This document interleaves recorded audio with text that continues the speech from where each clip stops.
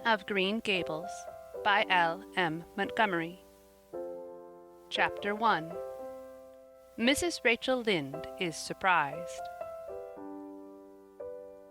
Mrs. Rachel Lynde lived just where the Avonlea main road dipped down into a little hollow, fringed with alders and ladies' eardrops, and traversed by a brook that had its source away back in the woods of the old Cuthbert place.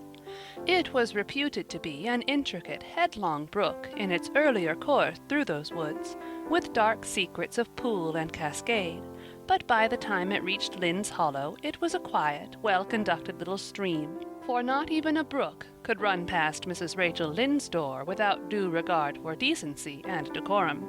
It probably was conscious that Mrs. Rachel was sitting at her window, keeping a sharp eye on everything that passed from brooks and children up, and that if she noticed anything odd or out of place, she would never rest until she had ferreted out the whys and wherefores thereof. There are plenty of people, in Avonlea and out of it, who can attend closely to their neighbors' business by dint of neglecting their own, but Mrs. Rachel Lynde was one of those capable creatures who can manage their own concerns and those of other folks into the bargain. She was a notable housewife. Her work was always done and well done. She ran the sewing circle, helped run the Sunday school, and was the strongest prop of the Church Aid Society and Foreign Missions Auxiliary. Yet with all this, Mrs. Rachel found abundant time to sit for hours at her kitchen window, knitting cotton warp quilts. She had knitted 16 of them, as Avonlea housekeepers were wont to tell in awed voices, and keeping a sharp eye on the main road that crossed the hollow and wound up the steep red hill beyond. Since Avonlea occupied a little triangular peninsula jutting out into the Gulf of St. Lawrence, with water on two sides of it, anybody who went out of it or into it had to pass over that hill road and so run the unseen gauntlet of Mrs. Rachel's all-seeing eye. She was sitting there one afternoon in early June. The sun was coming in at the window warm and bright. The orchard on the slope below the house was in a bridal flush of pinky-white bloom, hummed over by a myriad of bees. Thomas Lynde, a meek little man whom Avonlea people called Rachel Lynde's husband, was sowing his late turnip seed on the hill field beyond the barn, and Matthew Cuthbert ought to have been sowing his on the big red brook field away over by Green Gables.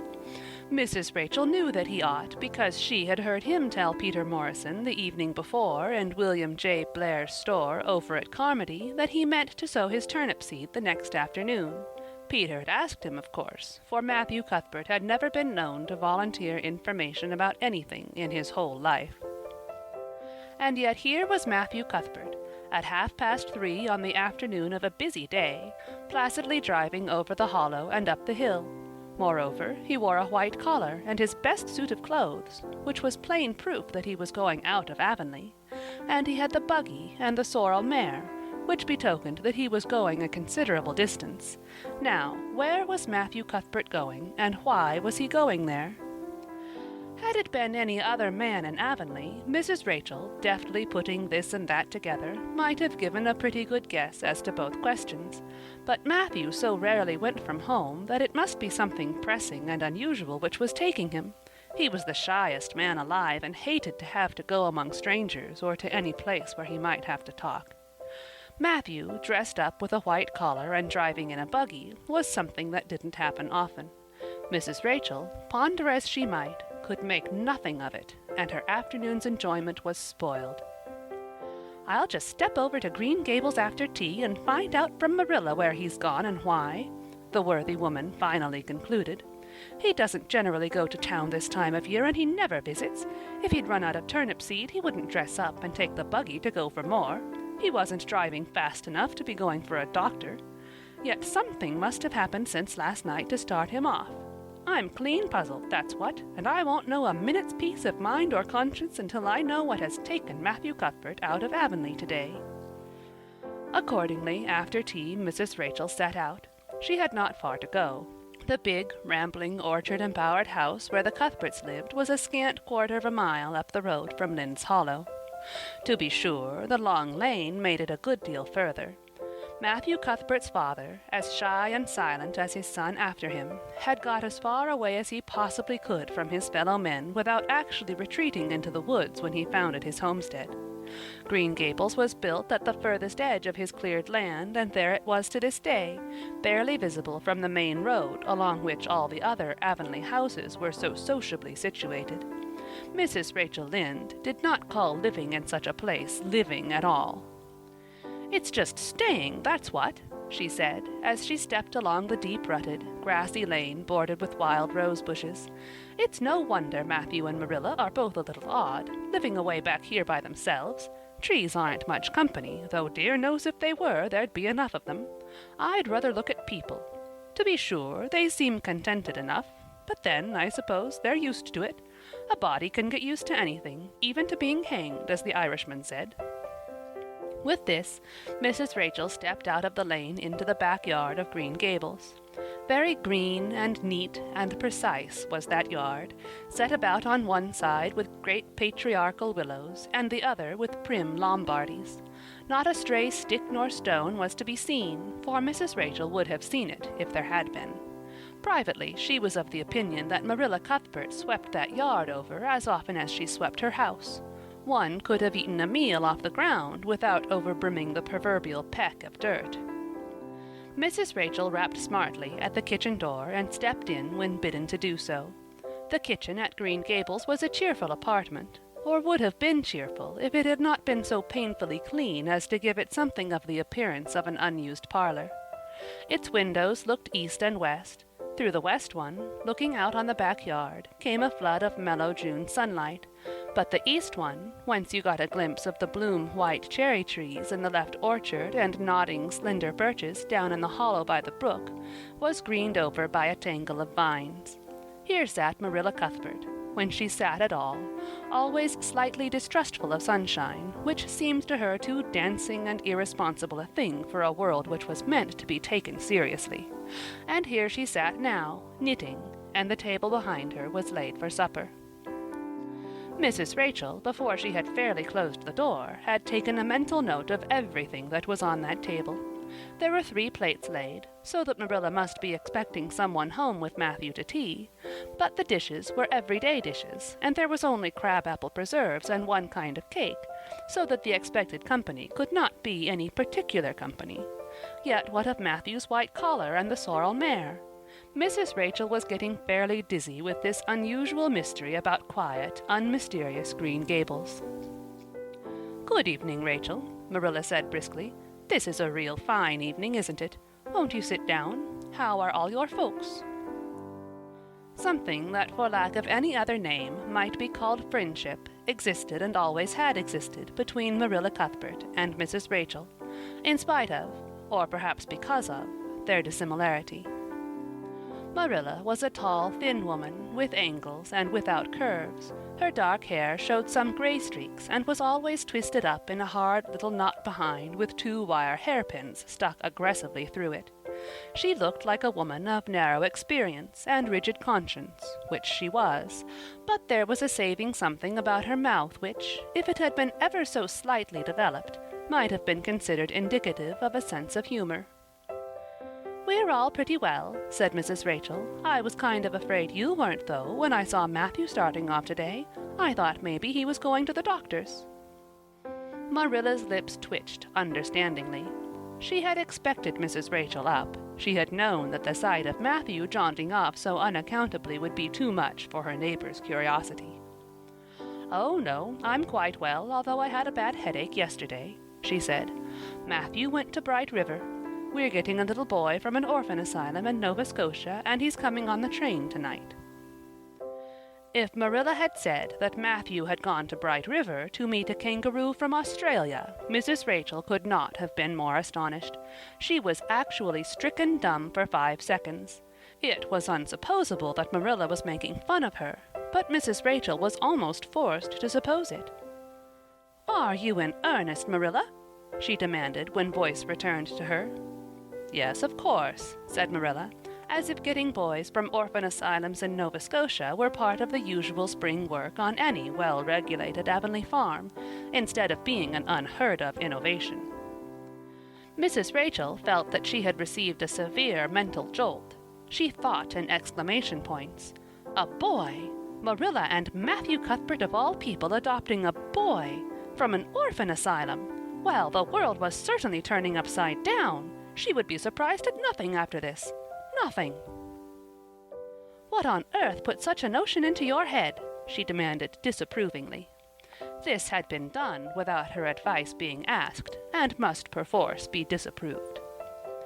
"Well, we've been thinking about it for some time, all winter in fact," returned Marilla. "Mrs. Alexander Spencer was up here one day before Christmas, and she said she was going to get a little girl from the asylum over in Hopeton in the spring.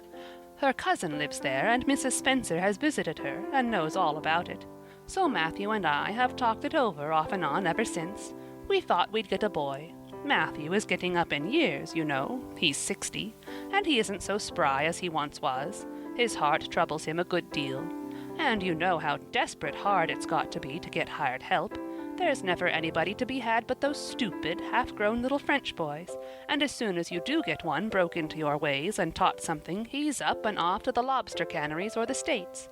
At first Matthew suggested getting a home boy, but I said no flat to that. They may be all right, I'm not saying they're not, but no London street Arabs for me, I said. Give me a native-born at least. There'll be a risk, no matter who we get. But I'll feel easier in my mind and sleep sounder at nights if we get a born Canadian. So in the end we decided to ask Mrs. Spencer to pick us out one when she went over to get her little girl. We heard last week she was going, so we sent her word by Richard Spencer's folks at Carmody to bring us a smart, likely boy of about 10 or 11. We decided that would be the best age, old enough to be of some use in doing chores right off, and young enough to be trained up proper. We mean to give him a good home and schooling. We had a telegram from Mrs. Alexander Spencer today. The mailman brought it from the station, saying they were coming on the 5:30 train tonight. So Matthew went to Bright River to meet him. Mrs. Spencer will drop him off there. Of course, she goes on to White Sands Station herself. Mrs. Rachel prided herself on always speaking her mind. She proceeded to speak it now, having adjusted her mental attitude to this amazing piece of news. "Well, Marilla, I'll just tell you plain that I think you're doing a mighty foolish thing. A risky thing, that's what. You don't know what you're getting. You're bringing a strange child into your house and home, and you don't know a single thing about him, nor what his disposition is like, nor what sort of parents he had, nor how he's likely to turn out. Why, it was only last week I read in the paper how a man and his wife up west of the island took a boy out of an orphan asylum, and he set fire to the house at night. Set it on purpose, Marilla, and nearly burnt them to a crisp in their beds. And I know another case where an adopted boy used to suck the eggs. They couldn't break him of it. If you had asked my advice in the matter, which you didn't do, Marilla, I'd have said for mercy's sake not to think of such a thing, that's what." This Job's comforting seemed neither to offend nor to alarm Marilla. She knitted steadily on. "I don't deny there's something in what you say, Rachel. I've had some qualms myself. But Matthew was terrible set on it. I could see that, so I gave in. It's so seldom Matthew sets his mind on anything that when he does I always feel it's my duty to give in. And as for the risk, there's risks in pretty near everything a body does in this world. There's risks in people having children of their own, if it comes to that. They don't always turn out well. And then Nova Scotia is right close to the island. It isn't as if we were getting him from England or the States. He can't be much different from ourselves." "Well, I hope it will turn out all right," said Mrs. Rachel in a tone that plainly indicated her painful doubts.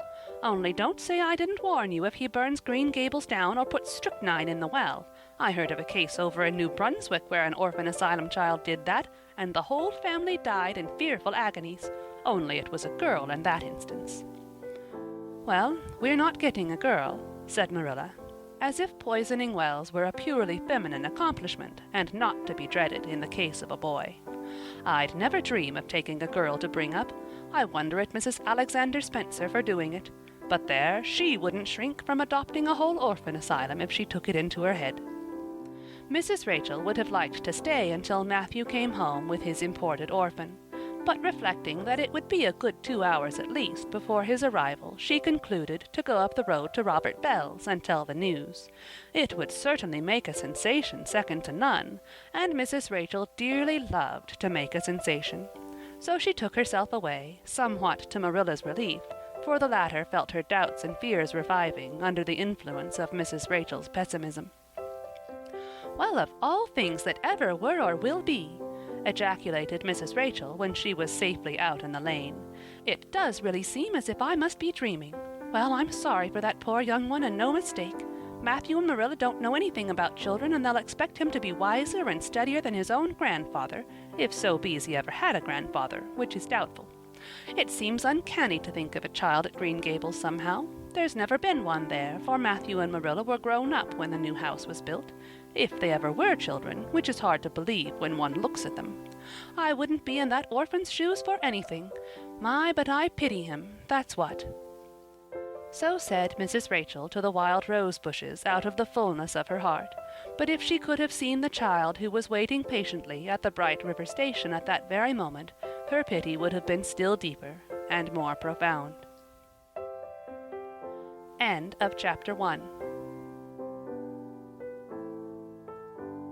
Chapter 2. Matthew Cuthbert is surprised. Matthew Cuthbert and the sorrel mare jogged comfortably over the 8 miles to Bright River. It was a pretty road, running along between snug farmsteads, with now and again a bit of balsamy firwood to drive through, or a hollow where wild plums hung out their filmy bloom. The air was sweet with the breath of many apple orchards, and the meadows sloped away in the distance to horizon mists of pearl and purple, while the little birds sang as if it were the one day of summer in all the year. Matthew enjoyed the drive after his own fashion, except during the moments when he met women and had to nod to them, for in Prince Edward Island you are supposed to nod to all and sundry you meet on the road, whether you know them or not. Matthew dreaded all women except Marilla and Mrs. Rachel. He had an uncomfortable feeling that the mysterious creatures were secretly laughing at him.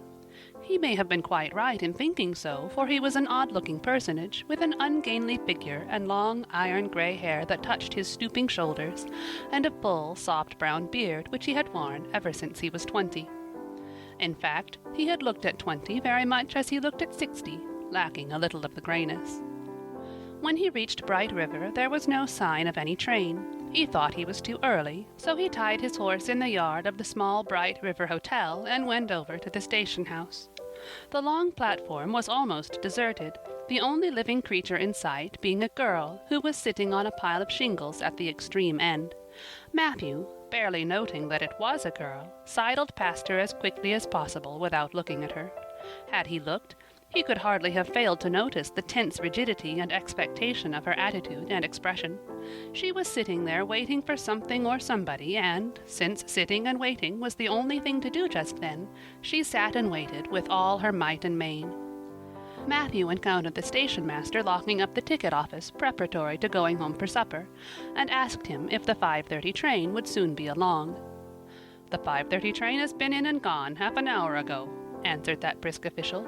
"But there was a passenger dropped off for you, a little girl. She's sitting out there on the shingles. I asked her to go into the ladies' waiting room, but she informed me gravely that she preferred to stay outside. There was more scope for imagination, she said. She's a case, I should say." "I'm not expecting a girl," said Matthew blankly. "It's a boy I've come for. He should be here. Mrs. Alexander Spencer was to bring him over from Nova Scotia for me." The station master whistled. "Guess there's been some mistake," he said. "Mrs. Spencer came off the train with that girl and gave her into my charge. Said you and your sister were adopting her from an orphan asylum and that you would be along for her presently. That's all I know about it, and I haven't got any more orphans concealed hereabouts." "I don't understand," said Matthew helplessly, wishing that Marilla was at hand to cope with the situation. "Well, you'd better question the girl," said the station master carelessly. "I dare say she'll be able to explain. She's got a tongue of her own, that's certain. Maybe they were out of boys of the brand you wanted." He walked jauntily away, being hungry, and the unfortunate Matthew was left to do that which was harder for him than bearding a lion in its den, walk up to a girl, a strange girl, an orphan girl, and demand of her why she wasn't a boy. Matthew groaned in spirit as he turned about and shuffled gently down the platform towards her. She had been watching him ever since he had passed her, and she had her eyes on him now. Matthew was not looking at her, and would not have seen what she was really like if he had been, but an ordinary observer would have seen this: a child of about 11, garbed in a very short, very tight, very ugly dress of yellowish-gray wincey. She wore a faded brown sailor hat, and beneath the hat, extending down her back, were 2 braids of very thick, decidedly red hair. Her face was small, white, and thin, also much freckled. Her mouth was large, and so were her eyes, which looked green in some lights and moods, and gray in others. So far the ordinary observer. An extraordinary observer might have seen that the chin was very pointed and pronounced, that the big eyes were full of spirit and vivacity, that the mouth was sweet-lipped and expressive, that the forehead was broad and full. In short, our discerning extraordinary observer might have concluded that no commonplace soul inhabited the body of this stray woman-child, of whom shy Matthew Cuthbert was so ludicrously afraid. Matthew, however, was spared the ordeal of speaking first, for as soon as she concluded that he was coming to her, she stood up, grasping with one thin brown hand the handle of a shabby, old-fashioned carpet-bag. The other she held out to him. "I suppose you are Mr. Matthew Cuthbert of Green Gables?" she said in a peculiarly clear, sweet voice. "I'm very glad to see you. I was beginning to be afraid you weren't coming for me, and I was imagining all the things that might have happened to prevent you. I had made up my mind that if you didn't come for me tonight, I'd go down the track to that big wild cherry tree at the bend and climb up into it to stay all night. I wouldn't be a bit afraid, and it would be lovely to sleep in a wild cherry tree all white with bloom in the moonshine, don't you think? You could imagine you were dwelling in marble halls, couldn't you? And I was quite sure you would come for me in the morning, if you didn't tonight." Matthew had taken the scrawny little hand awkwardly in his. Then and there he decided what to do. He could not tell this child with the glowing eyes that there had been a mistake. He would take her home and let Marilla do that.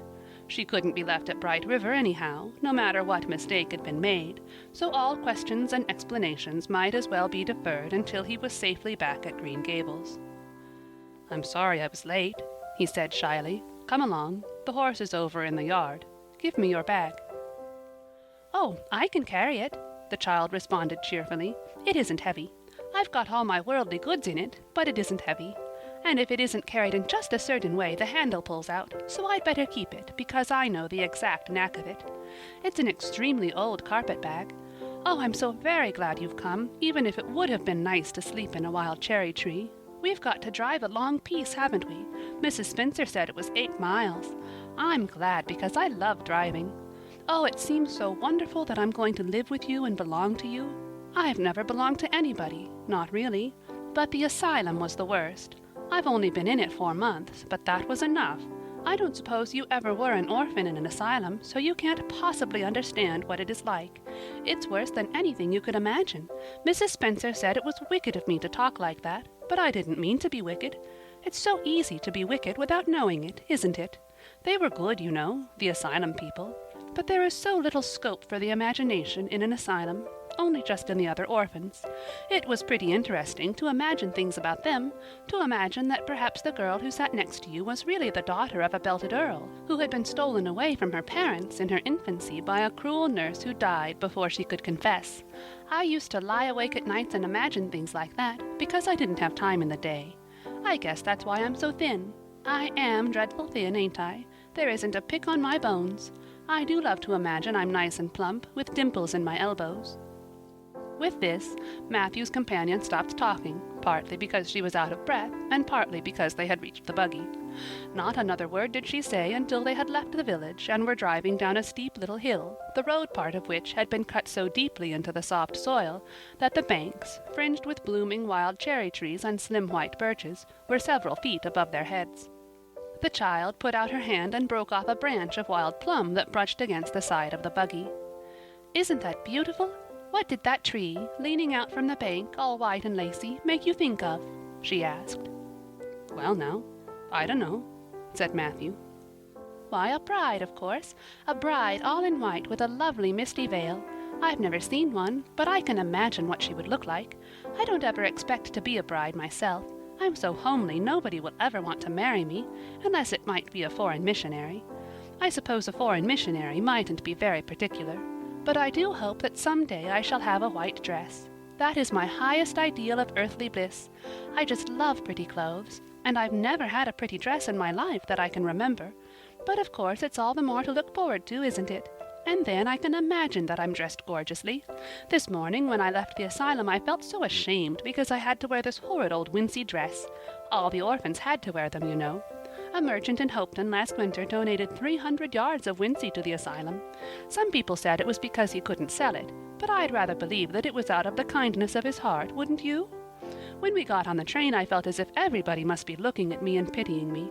But I just went to work and imagined that I had on the most beautiful pale blue silk dress, because when you are imagining you might as well imagine something worthwhile, and a big hat all flowers and nodding plumes, and a gold watch, and kid gloves and boots. I felt cheered up right away and I enjoyed my trip to the island with all my might.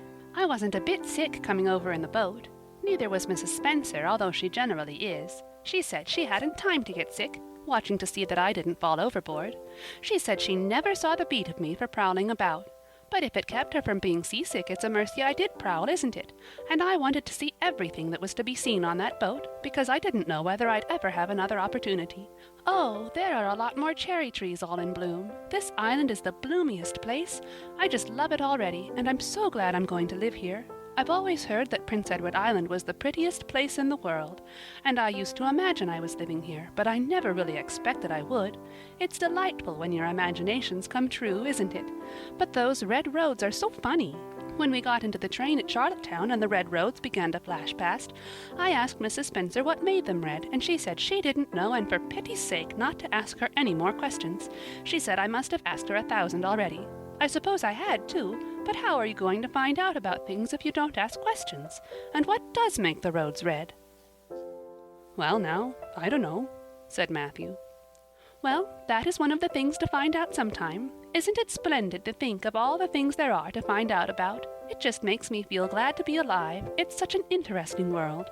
It wouldn't be half so interesting if we knew all about everything, would it? There'd be no scope for imagination then, would there? But am I talking too much? People are always telling me I do. Would you rather I didn't talk? If you say so, I'll stop. I can stop when I make my mind up to it, although it's difficult. Matthew, much to his own surprise, was enjoying himself.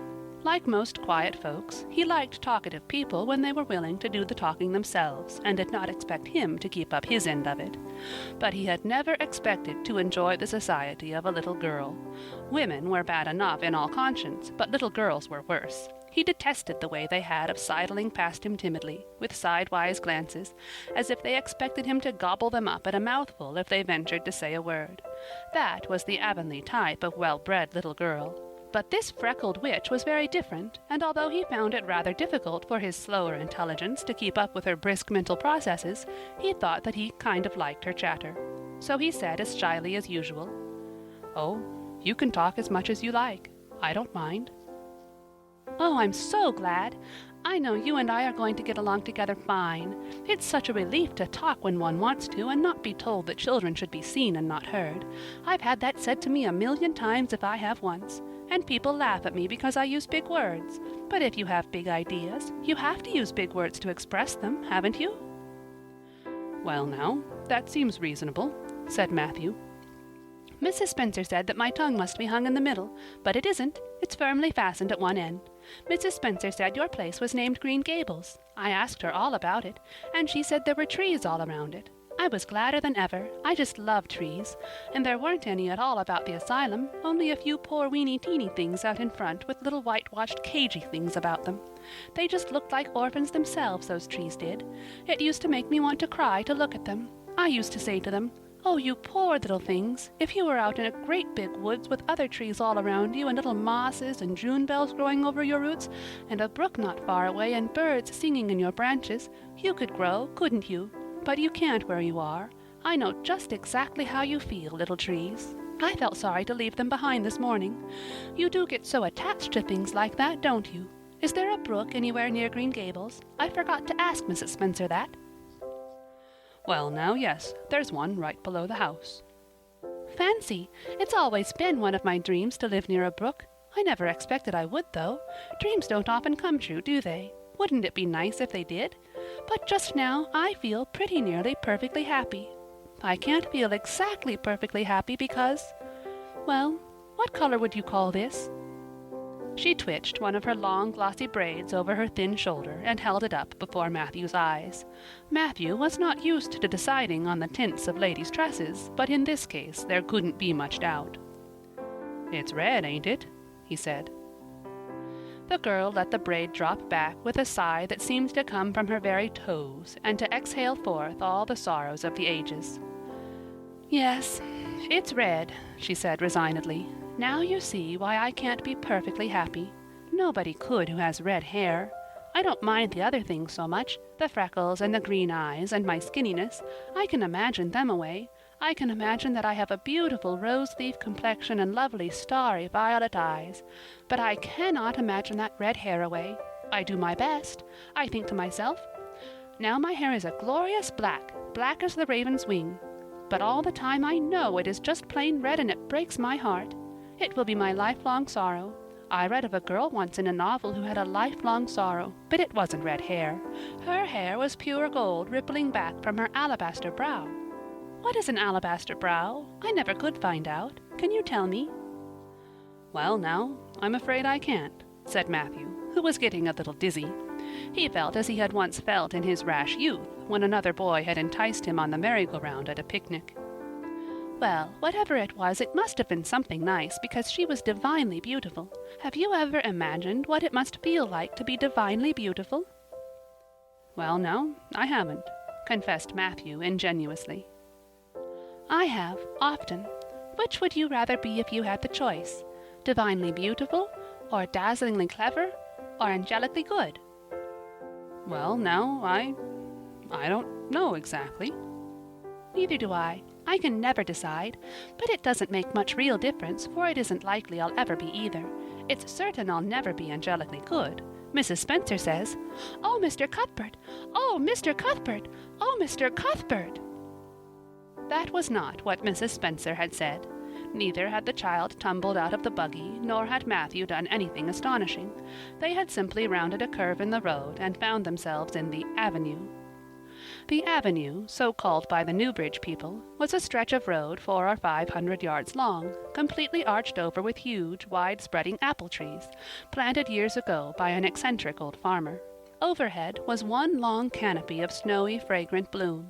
Below the boughs the air was full of a purple twilight, and far ahead a glimpse of painted sunset sky shone like a great rose window at the end of a cathedral aisle. Its beauty seemed to strike the child dumb. She leaned back in the buggy, her thin hands clasped before her, her face lifted rapturously to the white splendor above. Even when they had passed out and were driving down the long slope to Newbridge, she never moved or spoke.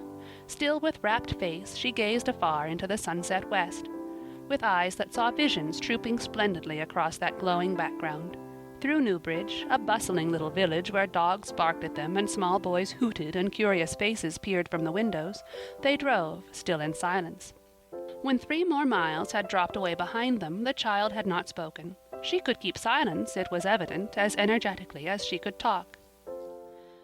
"I guess you're feeling pretty tired and hungry," Matthew ventured to say at last, accounting for her long visitation of dumbness with the only reason he could think of. "But we haven't far to go now, only another mile." She came out of her reverie with a deep sigh and looked at him with the dreamy gaze of a soul that had been wandering afar, star-led. "Oh, Mr. Cuthbert," she whispered, "that place we came through, that white place, what was it?" "Well, now, you must mean the avenue," said Matthew, after a few moments' profound reflection. "It is a kind of pretty place." "Pretty? Oh, pretty doesn't seem the right word to use. Nor beautiful either. They don't go far enough. Oh, it was wonderful, wonderful. It's the first thing I ever saw that couldn't be improved upon by imagination. It just satisfies me here." She put one hand on her breast. It made a queer, funny ache, and yet it was a pleasant ache. Did you ever have an ache like that, Mr. Cuthbert? "Well, now, I can't recollect that I ever had." "I have it lots of times, whenever I see anything royally beautiful. But they shouldn't call that lovely place the Avenue. There is no meaning in a name like that. They should call it, let me see, the White Way of Delight. Isn't that a nice imaginative name? When I don't like the name of a place or a person, I always imagine a new one and always think of them so. There was a girl at the asylum whose name was Hepzibah Jenkins, but I always imagined her as Rosalia de Vere. Other people may call that place the Avenue, but I shall always call it the White Way of Delight. Have we really only another mile to go before we get home? I'm glad and I'm sorry. I'm sorry because this drive has been so pleasant, and I'm always sorry when pleasant things end. Something still pleasanter may come after, but you can never be sure. And it's so often the case that it isn't pleasanter. That has been my experience anyhow. But I'm glad to think of getting home. You see, I've never had a real home since I can remember. It gives me that pleasant ache again just to think of coming to a really truly home. Oh, isn't that pretty? They had driven over the crest of a hill.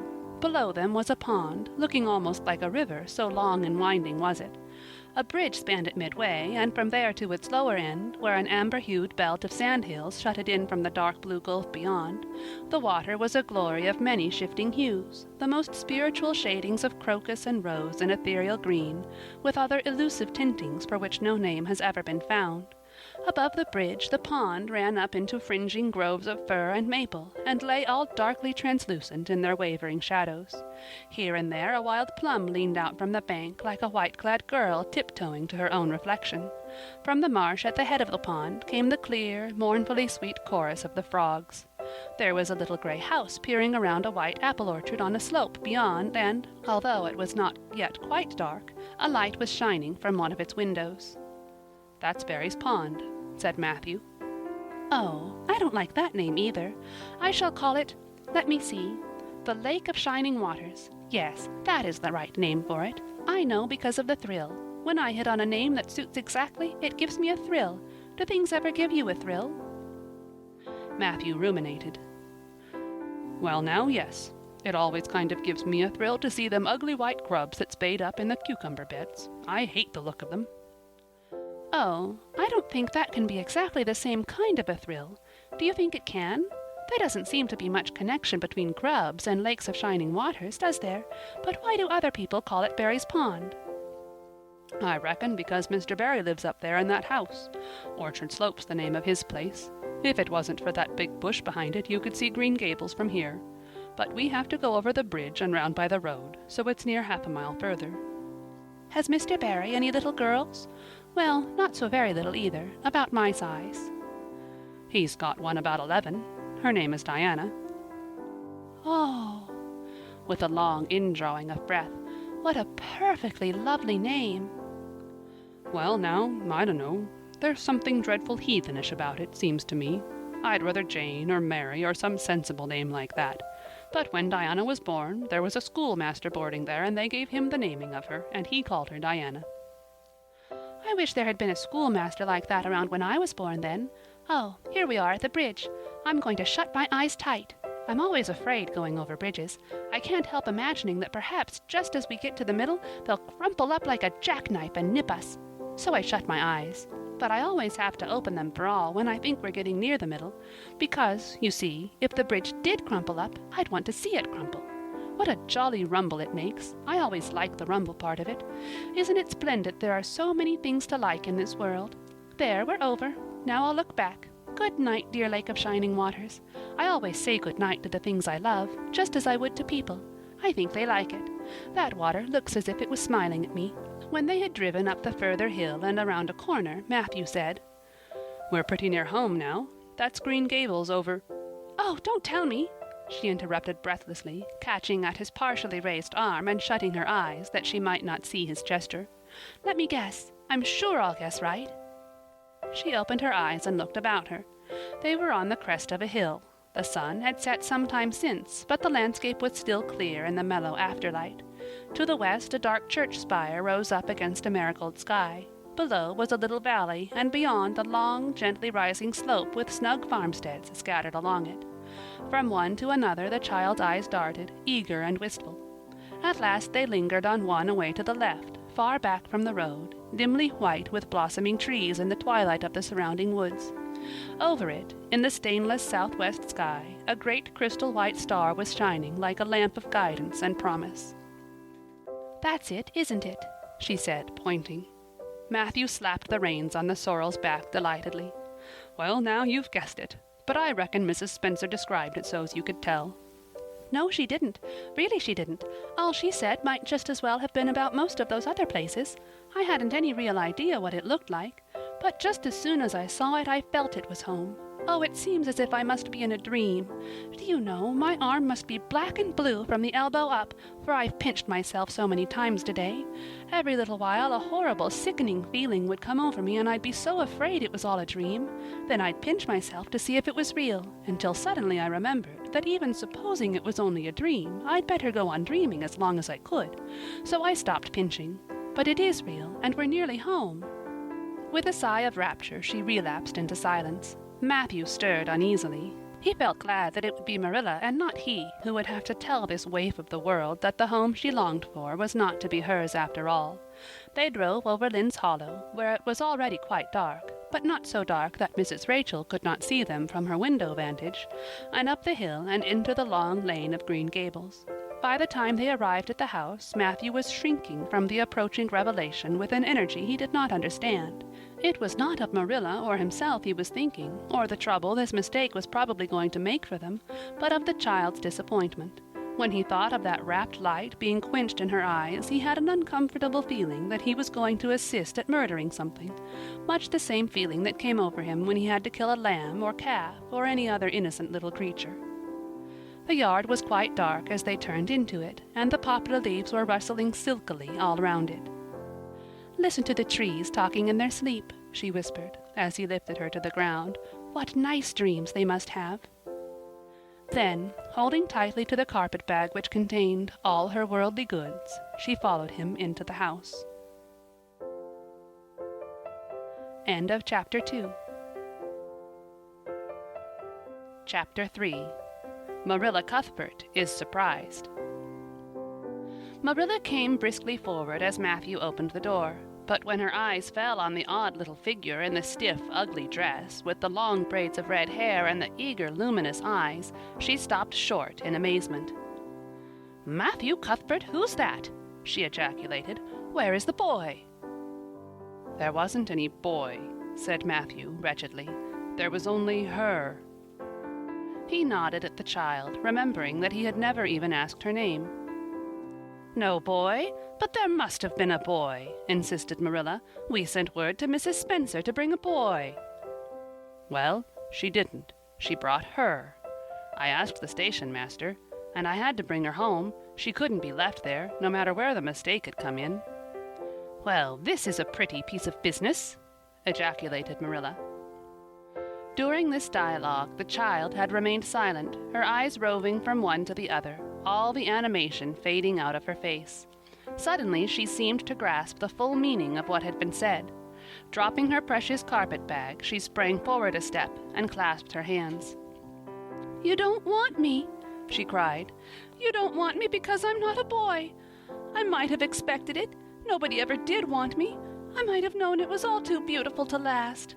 I might have known nobody really did want me. Oh, what shall I do?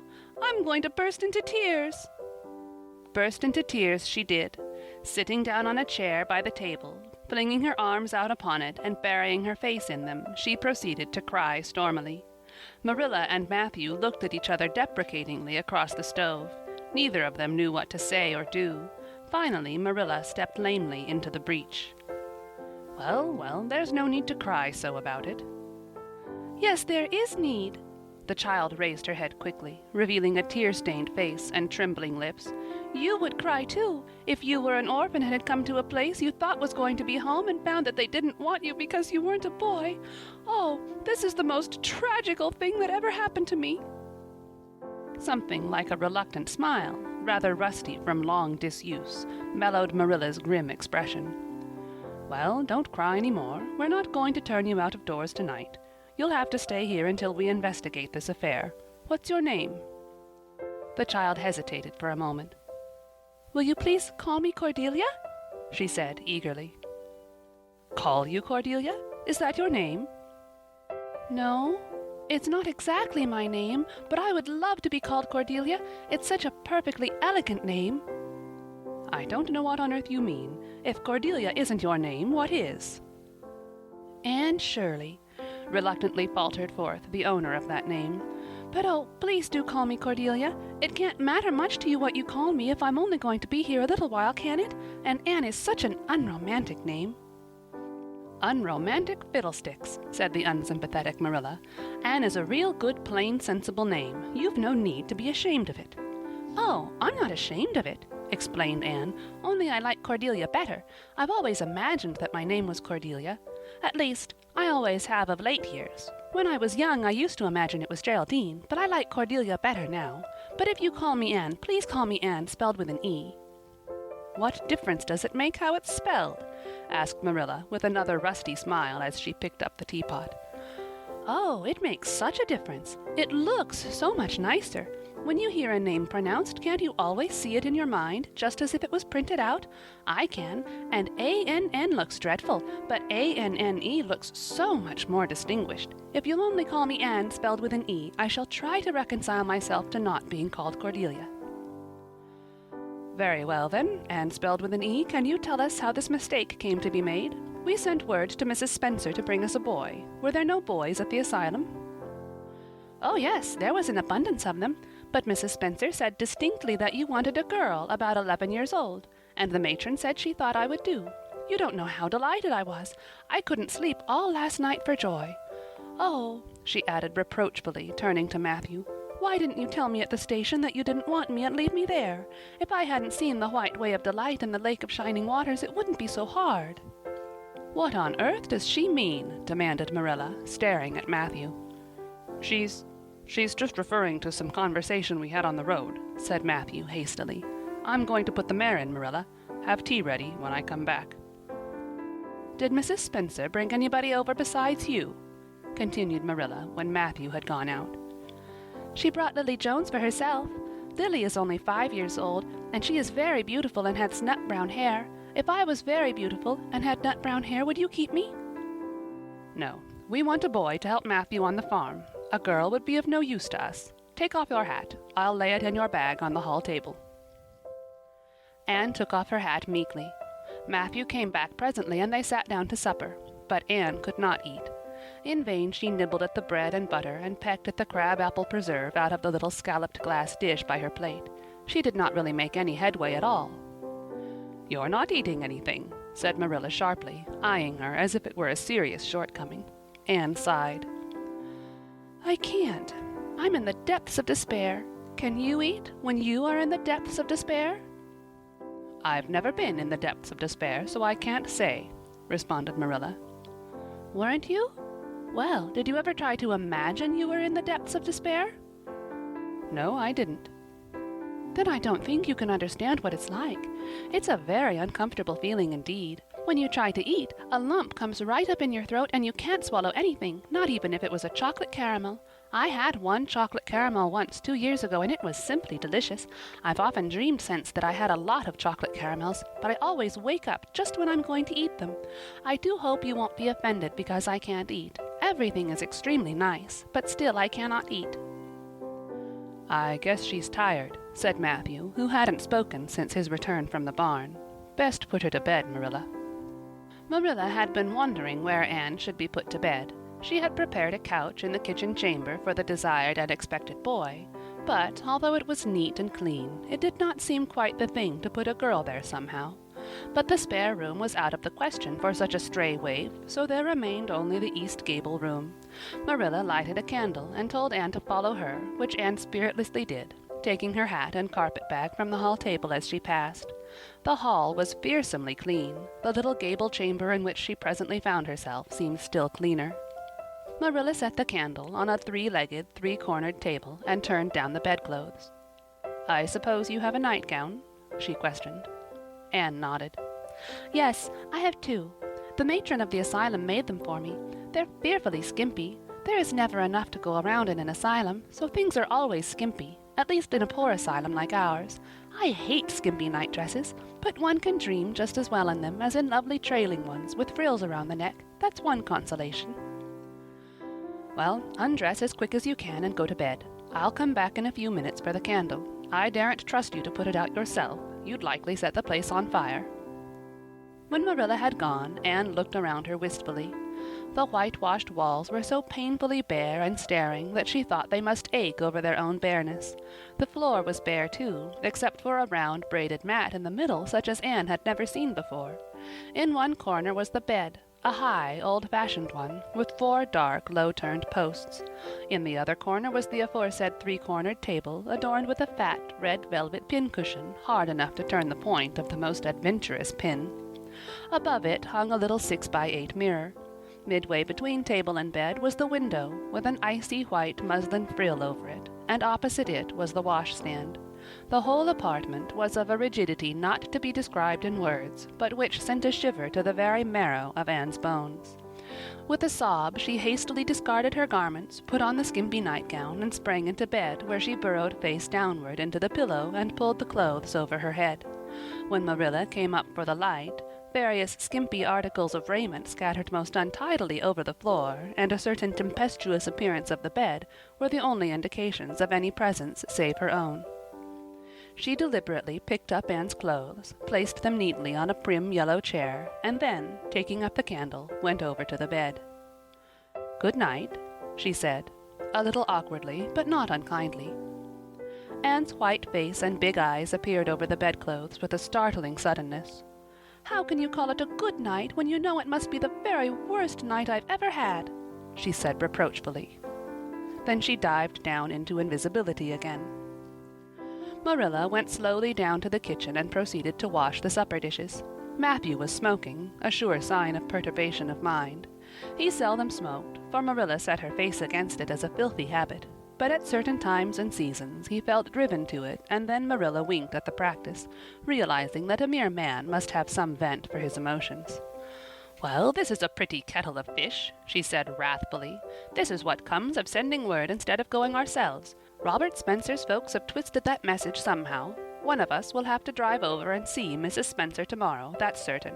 This girl will have to be sent back to the asylum." "Yes, I suppose so," said Matthew reluctantly. "You suppose so? Don't you know it?" "Well now, she's a real nice little thing, Marilla. It's kind of a pity to send her back when she's so set on staying here." "Matthew Cuthbert, you don't mean to say you think we ought to keep her?" Marilla's astonishment could not have been greater if Matthew had expressed a predilection for standing on his head. "Well, now, no, I suppose not." "Not exactly," stammered Matthew, uncomfortably driven into a corner for his precise meaning. "I suppose we could hardly be expected to keep her." "I should say not. What good would she be to us?" "We might be some good to her," said Matthew suddenly and unexpectedly. "Matthew Cuthbert, I believe that child has bewitched you. I can see as plain that you want to keep her." "Well now, she's a real interesting little thing," persisted Matthew. "You should have heard her talk coming from the station." "Oh, she can talk fast enough. I saw that at once. It's nothing in her favor, either. I don't like children who have so much to say. I don't want an orphan girl, and if I did, she isn't the style I'd pick out. There's something I don't understand about her. No, she's got to be dispatched straight away back to where she came from."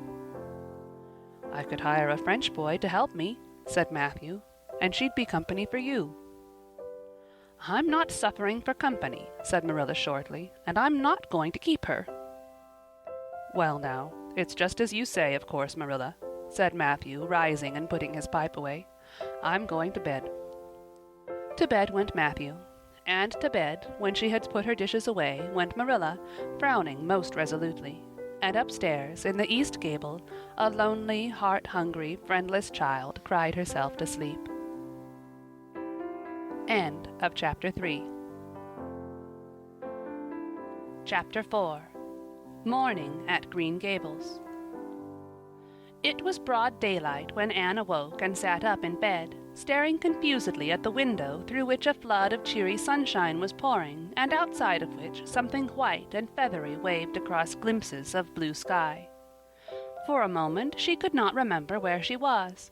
First came a delightful thrill, as something very pleasant, then a horrible remembrance. This was Green Gables, and they didn't want her because she wasn't a boy. But it was morning, and yes, it was a cherry tree in full bloom outside her window. With a bound she was out of bed and across the floor. She pushed up the sash. It went up stiffly and creakily as if it hadn't been opened for a long time, which was the case, and it stuck so tight that nothing was needed to hold it up. Anne dropped on her knees and gazed out into the June morning, her eyes glistening with delight. Oh, wasn't it beautiful? Wasn't it a lovely place? Suppose she wasn't really going to stay here. She would imagine she was. There was scope for imagination here. A huge cherry tree grew outside, so close that its boughs tapped against the house, and it was so thick-set with blossoms that hardly a leaf was to be seen. On both sides of the house was a big orchard, one of apple trees and one of cherry trees, also showered over with blossoms, and their grass was all sprinkled with dandelions. In the garden below were lilac trees purple with flowers, and their dizzily sweet fragrance drifted up to the window on the morning wind. Below the garden, a green field lush with clover sloped down to the hollow where the brook ran, and where scores of white birches grew, upspringing airily out of an undergrowth suggestive of delightful possibilities in ferns and mosses and woodsy things generally. Beyond it was a hill, green and feathery with spruce and fir. There was a gap in it where the gray gable end of the little house she had seen from the other side of the lake of shining waters was visible. Off to the left were the big barns, and beyond them, away down over green, low-sloping fields, was a sparkling blue glimpse of sea. Anne's beauty-loving eyes lingered on it all, taking everything greedily in. She had looked on so many unlovely places in her life, poor child, but this was as lovely as anything she had ever dreamed. She knelt there, lost to everything but the loveliness around her, until she was startled by a hand on her shoulder. Marilla had come in, unheard by the small dreamer. "It's time you were dressed," she said curtly. Marilla really did not know how to talk to the child, and her uncomfortable ignorance made her crisp and curt when she did not mean to be. Anne stood up and drew a long breath. "Oh, isn't it wonderful?" she said, waving her hand comprehensively at the good world outside. "It's a big tree," said Marilla, "and it blooms great, but the fruit don't amount to much never. Small and wormy." "Oh, I don't mean just the tree. Of course it's lovely. Yes, it's radiantly lovely. It blooms as if it meant it. But I meant everything, the garden and the orchard and the brook and the woods, the whole big dear world. Don't you feel as if you just loved the world on a morning like this? And I can hear the brook laughing all the way up here. Have you ever noticed what cheerful things brooks are? They're always laughing. Even in winter-time I've heard them under the ice. I'm so glad there's a brook near Green Gables. Perhaps you think it doesn't make any difference to me when you're not going to keep me, but it does. I shall always like to remember that there is a brook at Green Gables, even if I never see it again. If there wasn't a brook, I'd be haunted by the uncomfortable feeling that there ought to be one. I'm not in the depths of despair this morning. I never can be in the morning. Isn't it a splendid thing that there are mornings? But I feel very sad. I've just been imagining that it was really me you wanted after all, and that I was to stay here forever and ever. It was a great comfort while it lasted. But the worst of imagining things is that the time comes when you have to stop, and that hurts. "You'd better get dressed and come downstairs and never mind your imaginings," said Marilla, as soon as she could get a word in edgewise. "Breakfast is waiting. Wash your face and comb your hair. Leave the window up and turn your bedclothes back over the foot of the bed. Be as smart as you can."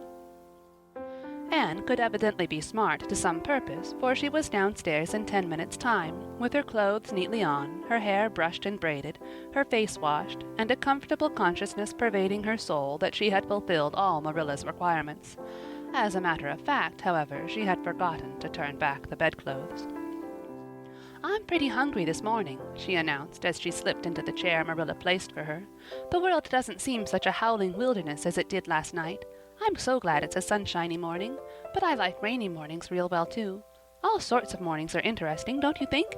You don't know what's going to happen through the day, and there's so much scope for imagination. But I'm glad it's not rainy today, because it's easier to be cheerful and bear up under affliction on a sunshiny day. I feel that I have a good deal to bear up under.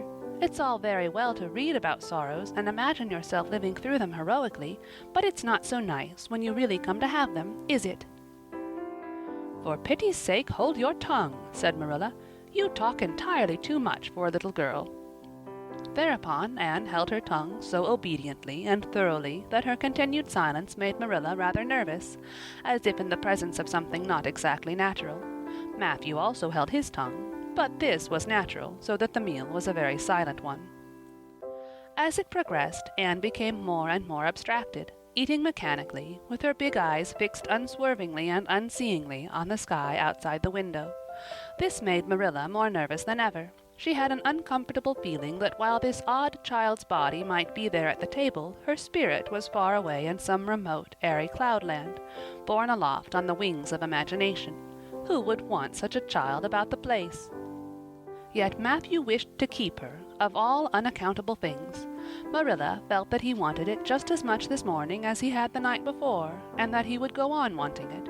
That was Matthew's way, take a whim into his head and cling to it with the most amazing silent persistency, a persistency 10 times more potent and effectual in its very silence than if he had talked it out.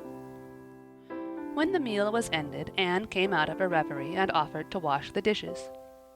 "Can you wash dishes right?" asked Marilla distrustfully. "Pretty well. I'm better at looking after children, though. I've had so much experience at that. It's such a pity you haven't any here for me to look after." "I don't feel as if I wanted any more children to look after than I've got at present. You're problem enough in all conscience. What's to be done with you I don't know. Matthew is a most ridiculous man." "I think he's lovely," said Anne reproachfully. "He is so very sympathetic. He didn't mind how much I talked. He seemed to like it. I felt that he was a kindred spirit as soon as ever I saw him." "You're both queer enough, if that's what you mean by kindred spirits," said Marilla with a sniff. "Yes, you may wash the dishes. Take plenty of hot water, and be sure you dry them well. I've got enough to attend to this morning, for I'll have to drive over to White Sands in the afternoon and see Mrs. Spencer. You'll come with me, and we'll settle what's to be done with you. After you've finished the dishes, go upstairs and make your bed." Anne washed the dishes deftly enough, as Marilla, who kept a sharp eye on the process, discerned. Later on, she made her bed less successfully, for she had never learned the art of wrestling with a feather tick. But it was done somehow and smoothed down, and then Marilla, to get rid of her, told her she might go out of doors and amuse herself until dinner-time. Anne flew to the door, face alight, eyes glowing. On the very threshold she stopped short, wheeled about, came back and sat down by the table, light and glow as effectually blotted out as if someone had clapped an extinguisher on her. "What's the matter now?" demanded Marilla. "I don't dare go out," said Anne, in the tone of a martyr, relinquishing all earthly joys. "If I can't stay here, there is no use in my loving Green Gables. And if I go out there and get acquainted with all those trees and flowers and the orchard and the brook, I'll not be able to help loving it. It's hard enough now, so I won't make it any harder. I want to go out so much. Everything seems to be calling to me, 'Anne, Anne, come out to us. Anne, Anne, we want a playmate.' But it's better not. There is no use in loving things if you have to be torn from them, is there? And it's so hard to keep from loving things, isn't it? That was why I was glad when I thought I was going to live here. I thought I'd have so many things to love and nothing to hinder me. But that brief dream is over.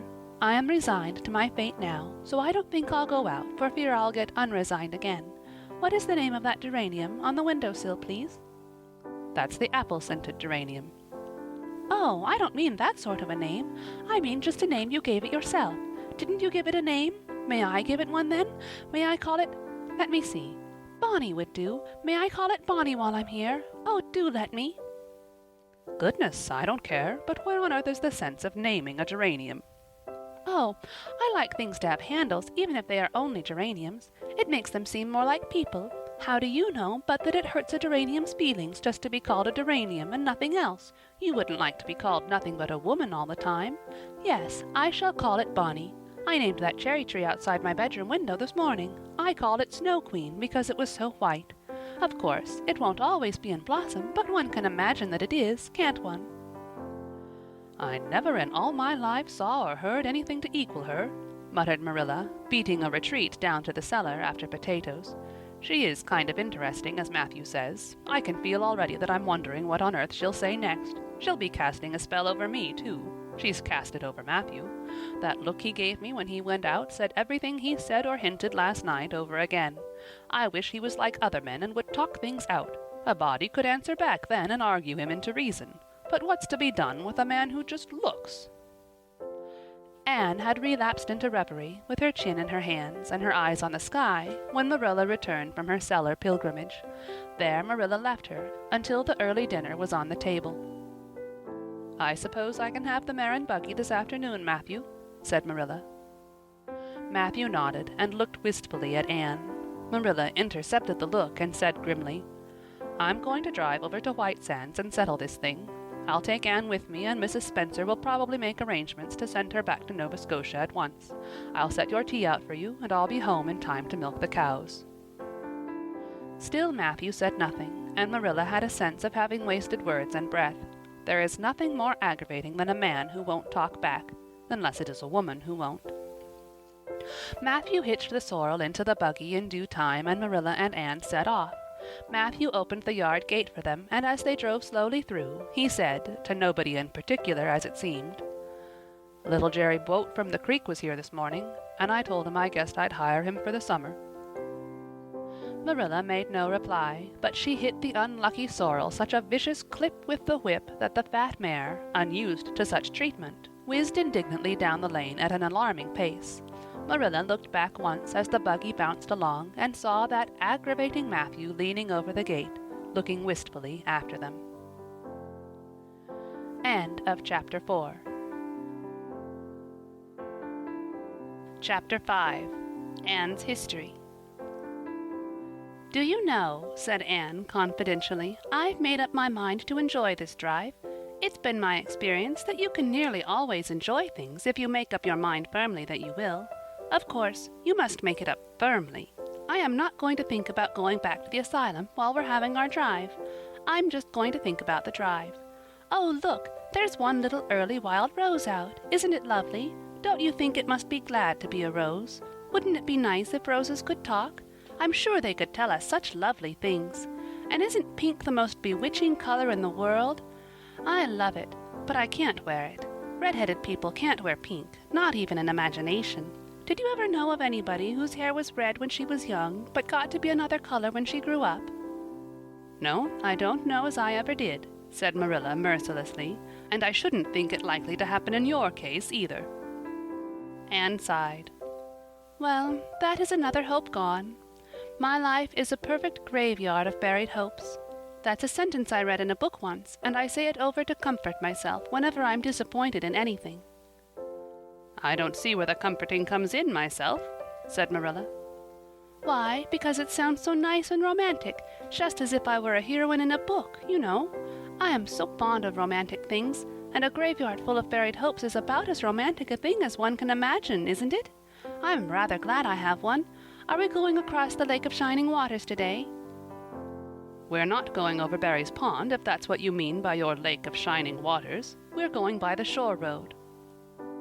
"Shore road sounds nice," said Anne dreamily. "Is it as nice as it sounds? Just when you said shore road, I saw it in a picture in my mind as quick as that. And White Sands is a pretty name too, but I don't like it as well as Avonlea. Avonlea is a lovely name. It sounds just like music. How far is it to White Sands?" "It's 5 miles, and as you're evidently bent on talking, you might as well talk to some purpose by telling me what you know about yourself." "Oh, what I know about myself isn't really worth telling," said Anne eagerly. "If you'll only let me tell you what I imagine about myself, you'll think it ever so much more interesting." "No, I don't want any of your imaginings. Just you stick to bald facts. Begin at the beginning. Where were you born, and how old are you?" "I was 11 last March," said Anne, resigning herself to bald facts with a little sigh. "And I was born in Bolingbroke, Nova Scotia. My father's name was Walter Shirley, and he was a teacher at the Bolingbroke High School. My mother's name was Bertha Shirley. Aren't Walter and Bertha lovely names? I'm so glad my parents had nice names. It would be a real disgrace to have a father named, well, say Jedediah, wouldn't it?" "I guess it doesn't matter what a person's name is as long as he behaves himself," said Marilla, feeling herself called upon to inculcate a good and useful moral. "Well, I don't know." Anne looked thoughtful. "I read in a book once that a rose by any other name would smell as sweet, but I've never been able to believe it. I don't believe a rose would be as nice if it was called a thistle or a skunk cabbage. I suppose my father could have been a good man, even if he had been called Jedediah, but I'm sure it would have been a cross. Well, my mother was a teacher in the high school too, but when she married father she gave up teaching, of course. A husband was enough responsibility. Mrs. Thomas said that they were a pair of babies and as poor as church mice. They went to live in a weeny, teeny little yellow house in Bolingbroke. I've never seen that house, but I've imagined it thousands of times. I think it must have had honeysuckle over the parlor window, and lilacs in the front yard, and lilies of the valley just inside the gate. Yes, and muslin curtains in all the windows. Muslin curtains give a house such an air. I was born in that house. Mrs. Thomas said I was the homeliest baby she ever saw. I was so scrawny and tiny and nothing but eyes, but that Mother thought I was perfectly beautiful. I should think a mother would be a better judge than a poor woman who came into scrub, wouldn't you? I'm glad she was satisfied with me, anyhow. I would feel so sad if I thought I was a disappointment to her, because she didn't live very long after that, you see. She died of fever when I was just 3 months old. I do wish she'd lived long enough for me to remember calling her Mother. I think it would be so sweet to say Mother, don't you? And Father died 4 days afterward from fever, too. That left me an orphan. And folks were at their wits' end, so Mrs. Thomas said, what to do with me. You see, nobody wanted me even then. It seems to be my fate. Father and Mother had both come from places far away, and it was well known they hadn't any relatives living. Finally, Mrs. Thomas said she'd take me, though she was poor and had a drunken husband. She brought me up by hand. Do you know if there is anything in being brought up by hand that ought to make people who are brought up that way better than other people? Because whenever I was naughty, Mrs. Thomas would ask me how I could be such a bad girl when she had brought me up by hand, reproachful-like. Mr. and Mrs. Thomas moved away from Bolingbroke to Marysville, and I lived with them until I was 8 years old. I helped look after the Thomas children. There were 4 of them younger than me, and I can tell you they took a lot of looking after. Then Mr. Thomas was killed, falling under a train, and his mother offered to take Mrs. Thomas and the children, but she didn't want me. Mrs. Thomas was at her wits' end, so she said what to do with me. Then Mrs. Hammond from up the river came down and said she'd take me, seeing I was handy with children, and I went up the river to live with her in a little clearing among the stumps. It was a very lonesome place. I'm sure I could never have lived there if I hadn't had an imagination. Mr. Hammond worked a little sawmill up there, and Mrs. Hammond had 8 children. She had twins 3 times. I like babies in moderation, but twins 3 times in succession is too much. I told Mrs. Hammond so firmly when the last pair came. I used to get so dreadfully tired carrying them about. I lived upriver with Mrs. Hammond over 2 years, and then Mr. Hammond died, and Mrs. Hammond broke up housekeeping. She divided her children among her relatives and went to the States. I had to go to the asylum at Hopeton because nobody would take me. They didn't want me at the asylum either. They said they were overcrowded as it was, but they had to take me, and I was there 4 months until Mrs. Spencer came. Anne finished up with another sigh, of relief this time. Evidently she did not like talking about her experiences in a world that had not wanted her. "Did you ever go to school?" demanded Marilla, turning the sorrel mare down the shore road. "Not a great deal. I went a little the last year I stayed with Mrs. Thomas. When I went upriver we were so far from a school that I couldn't walk it in winter, and there was a vacation in summer, so I could only go in the spring and fall. But of course I went while I was at the asylum. I can read pretty well, and I know ever so many pieces of poetry off by heart. The Battle of Hohenlinden, and Edinburgh after Flodden, and Bingen on the Rhine, and most of The Lady of the Lake, and most of The Seasons by James Thomson. Don't you just love poetry that gives you a crinkly feeling up and down your back? There is a piece in the 5th Reader, The Downfall of Poland, that is just full of thrills. Of course, I wasn't in the 5th Reader, I was only in the 4th, but the big girls used to lend me theirs to read." "Were those women, Mrs. Thomas and Mrs. Hammond, good to you?" asked Marilla, looking at Anne out of the corner of her eye. "Oh," faltered Anne. Her sensitive little face suddenly flushed scarlet and embarrassment sat on her brow. "Oh, they meant to be. I know they meant to be just as good and kind as possible. And when people mean to be good to you, you don't mind very much when they're not quite. Always. They had a good deal to worry them, you know. It's very trying to have a drunken husband, you see, and it must be very trying to have twins 3 times in succession, don't you think? But I feel sure they meant to be good to me." Marilla asked no more questions. Anne gave herself up to a silent rapture over the shore road, and Marilla guided the sorrel abstractedly while she pondered deeply. Pity was suddenly stirring in her heart for the child. What a starved, unloved life she had had, a life of drudgery and poverty and neglect, for Marilla was shrewd enough to read between the lines of Anne's history and divine the truth. No wonder she had been so delighted at the prospect of a real home. It was a pity she had to be sent back. What if she, Marilla, should indulge Matthew's unaccountable whim and let her stay? He was set on it, and the child seemed a nice, teachable little thing. She's got too much to say, thought Marilla, but she might be trained out of that, and there's nothing rude or slangy in what she does say. She's ladylike. It's likely her people were nice folks. The shore road was woodsy and wild and lonesome. On the right hand, scrub firs, their spirits quite unbroken by long years of tussle with the gulf winds, grew thickly. On the left were the steep red sandstone cliffs, so near the track in places that a mare of less steadiness than the sorrel might have tried the nerves of the people behind her. Down at the base of the cliffs were heaps of surf-worn rocks or little sandy coves inlaid with pebbles as with ocean jewels. Beyond lay the sea, shimmering and blue, and over it soared the gulls, their pinions flashing silvery in the sunlight. "Isn't the sea wonderful?" said Anne, rousing from a long, wide-eyed silence. "Once, when I lived in Marysville, Mr. Thomas hired an express wagon and took us all to spend the day at the shore 10 miles away. I enjoyed every moment of that day, even if I had to look after the children all the time. I lived it over in happy dreams for years. But this shore is nicer than the Marysville shore. Aren't those gulls splendid? Would you like to be a gull? I think I would. That is, if I couldn't be a human girl. Don't you think it would be nice to wake up at sunrise and swoop down over the water and away out over that lovely blue all day, and then at night to fly back to one's nest? Oh, I can just imagine myself doing it. What big house is that just ahead, please?" "That's the White Sands Hotel. Mr. Kirk runs it, but the season hasn't begun yet. There are heaps of Americans come there for the summer. They think this shore is just about right." "I was afraid it might be Mrs. Spencer's place," said Anne mournfully. "I don't want to get there. Somehow it will seem like the end of everything." End of Chapter 5.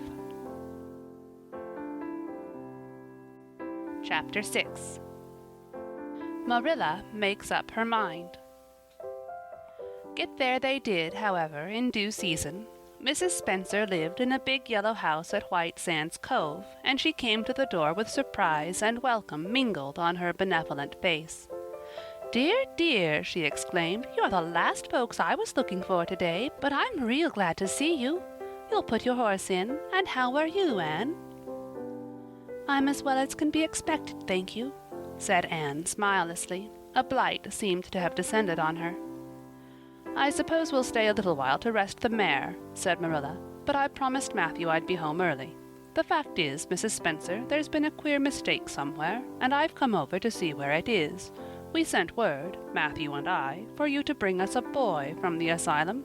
We told your brother Robert to tell you we wanted a boy 10 or 11 years old." "Marilla Cuthbert, you don't say so," said Mrs. Spencer in distress. "Why, Robert sent word down by his daughter Nancy, and she said you wanted a girl. Didn't she, Flora Jane?" appealing to her daughter, who had come out to the steps.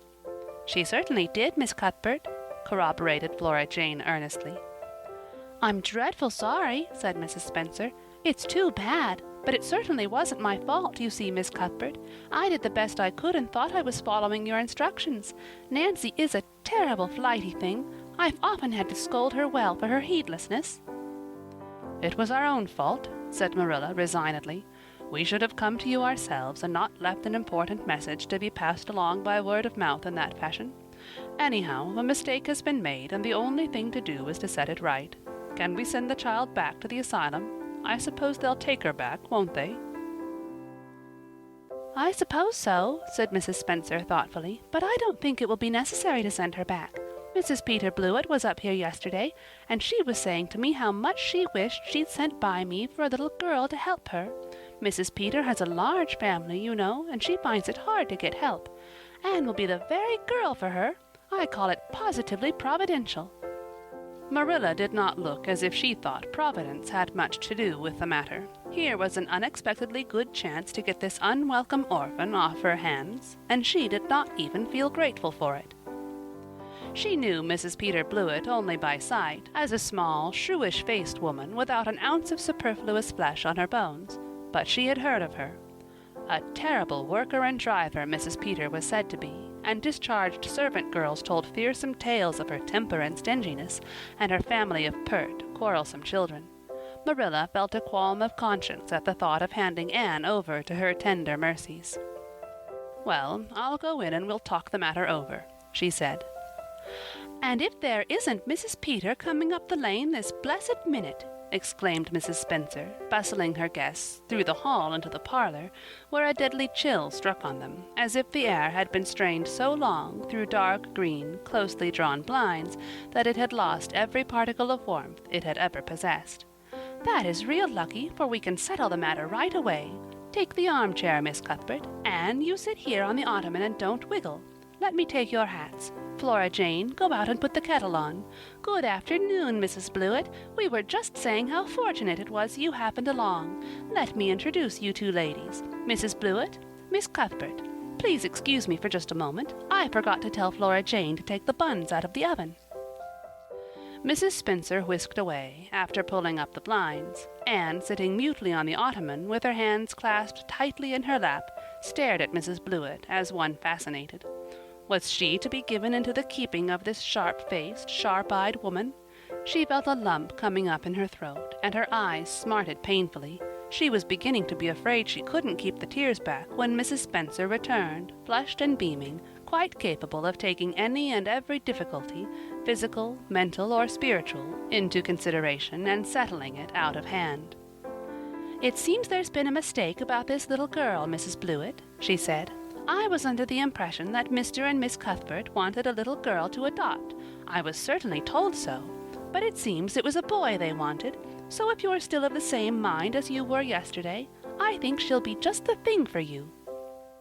Mrs. Blewett darted her eyes over Anne from head to foot.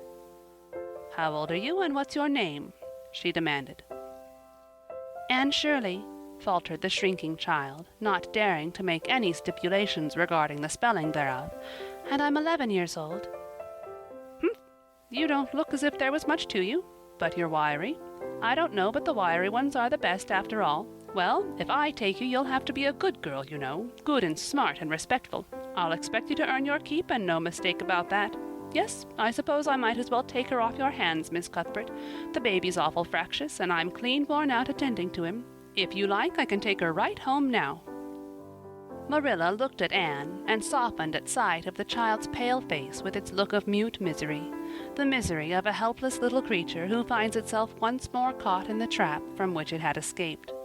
Marilla felt an uncomfortable conviction that, if she denied the appeal of that look, it would haunt her to her dying day. Moreover, she did not fancy Mrs. Blewett. To hand a sensitive, high-strung child over to such a woman— no, she could not take the responsibility of doing that. "Well, I don't know," she said slowly. "I didn't say that Matthew and I had absolutely decided that we wouldn't keep her. In fact, I may say that Matthew is disposed to keep her. I just came over to find out how the mistake had occurred. I think I'd better take her home again and talk it over with Matthew. I feel that I oughtn't to decide on anything without consulting him. If we make up our mind not to keep her, we'll bring or send her over to you tomorrow night. If we don't, you may know that she is going to stay with us. Will that suit you, Mrs. Blewett?" "I suppose it'll have to," said Mrs. Blewett ungraciously. During Marilla's speech a sunrise had been dawning on Anne's face. First the look of despair faded out, then came a faint flush of hope. Her eyes grew deep and bright as morning stars. The child was quite transfigured, and a moment later, when Mrs. Spencer and Mrs. Blewett went out in quest of a recipe the latter had come to borrow, she sprang up and flew across the room to Marilla. "Oh, Miss Cuthbert, did you really say that perhaps you would let me stay at Green Gables?" she said, in a breathless whisper, as if speaking aloud might shatter the glorious possibility. "Did you really say it, or did I only imagine that you did?" "I think you'd better learn to control that imagination of yours, Anne, if you can't distinguish between what is real and what isn't," said Marilla crossly. "Yes, You did hear me say just that, and no more. It isn't decided yet, and perhaps we will conclude to let Mrs. Blewett take you after all. She certainly needs you much more than I do." "I'd rather go back to the asylum than go to live with her," said Anne passionately. "She looks exactly like a gimlet." Marilla smothered a smile under the conviction that Anne must be reproved for such a speech.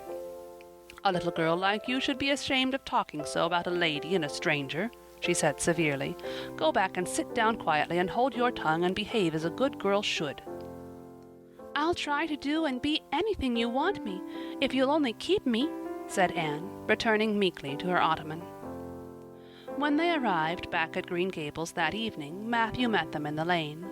Marilla from afar had noted him prowling along it and guessed his motive.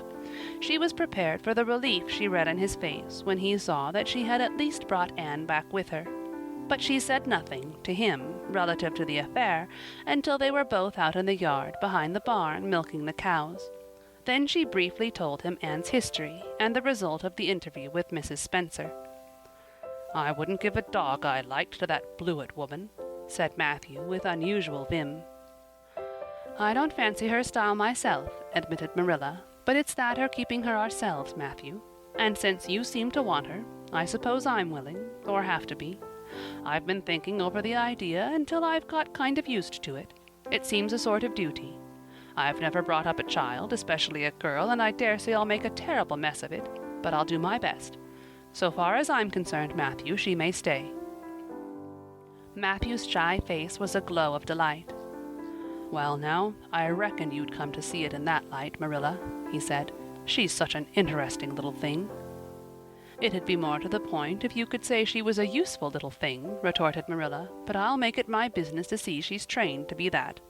And mind, Matthew, you're not to go interfering with my methods. Perhaps an old maid doesn't know much about bringing up a child, but I guess she knows more than an old bachelor.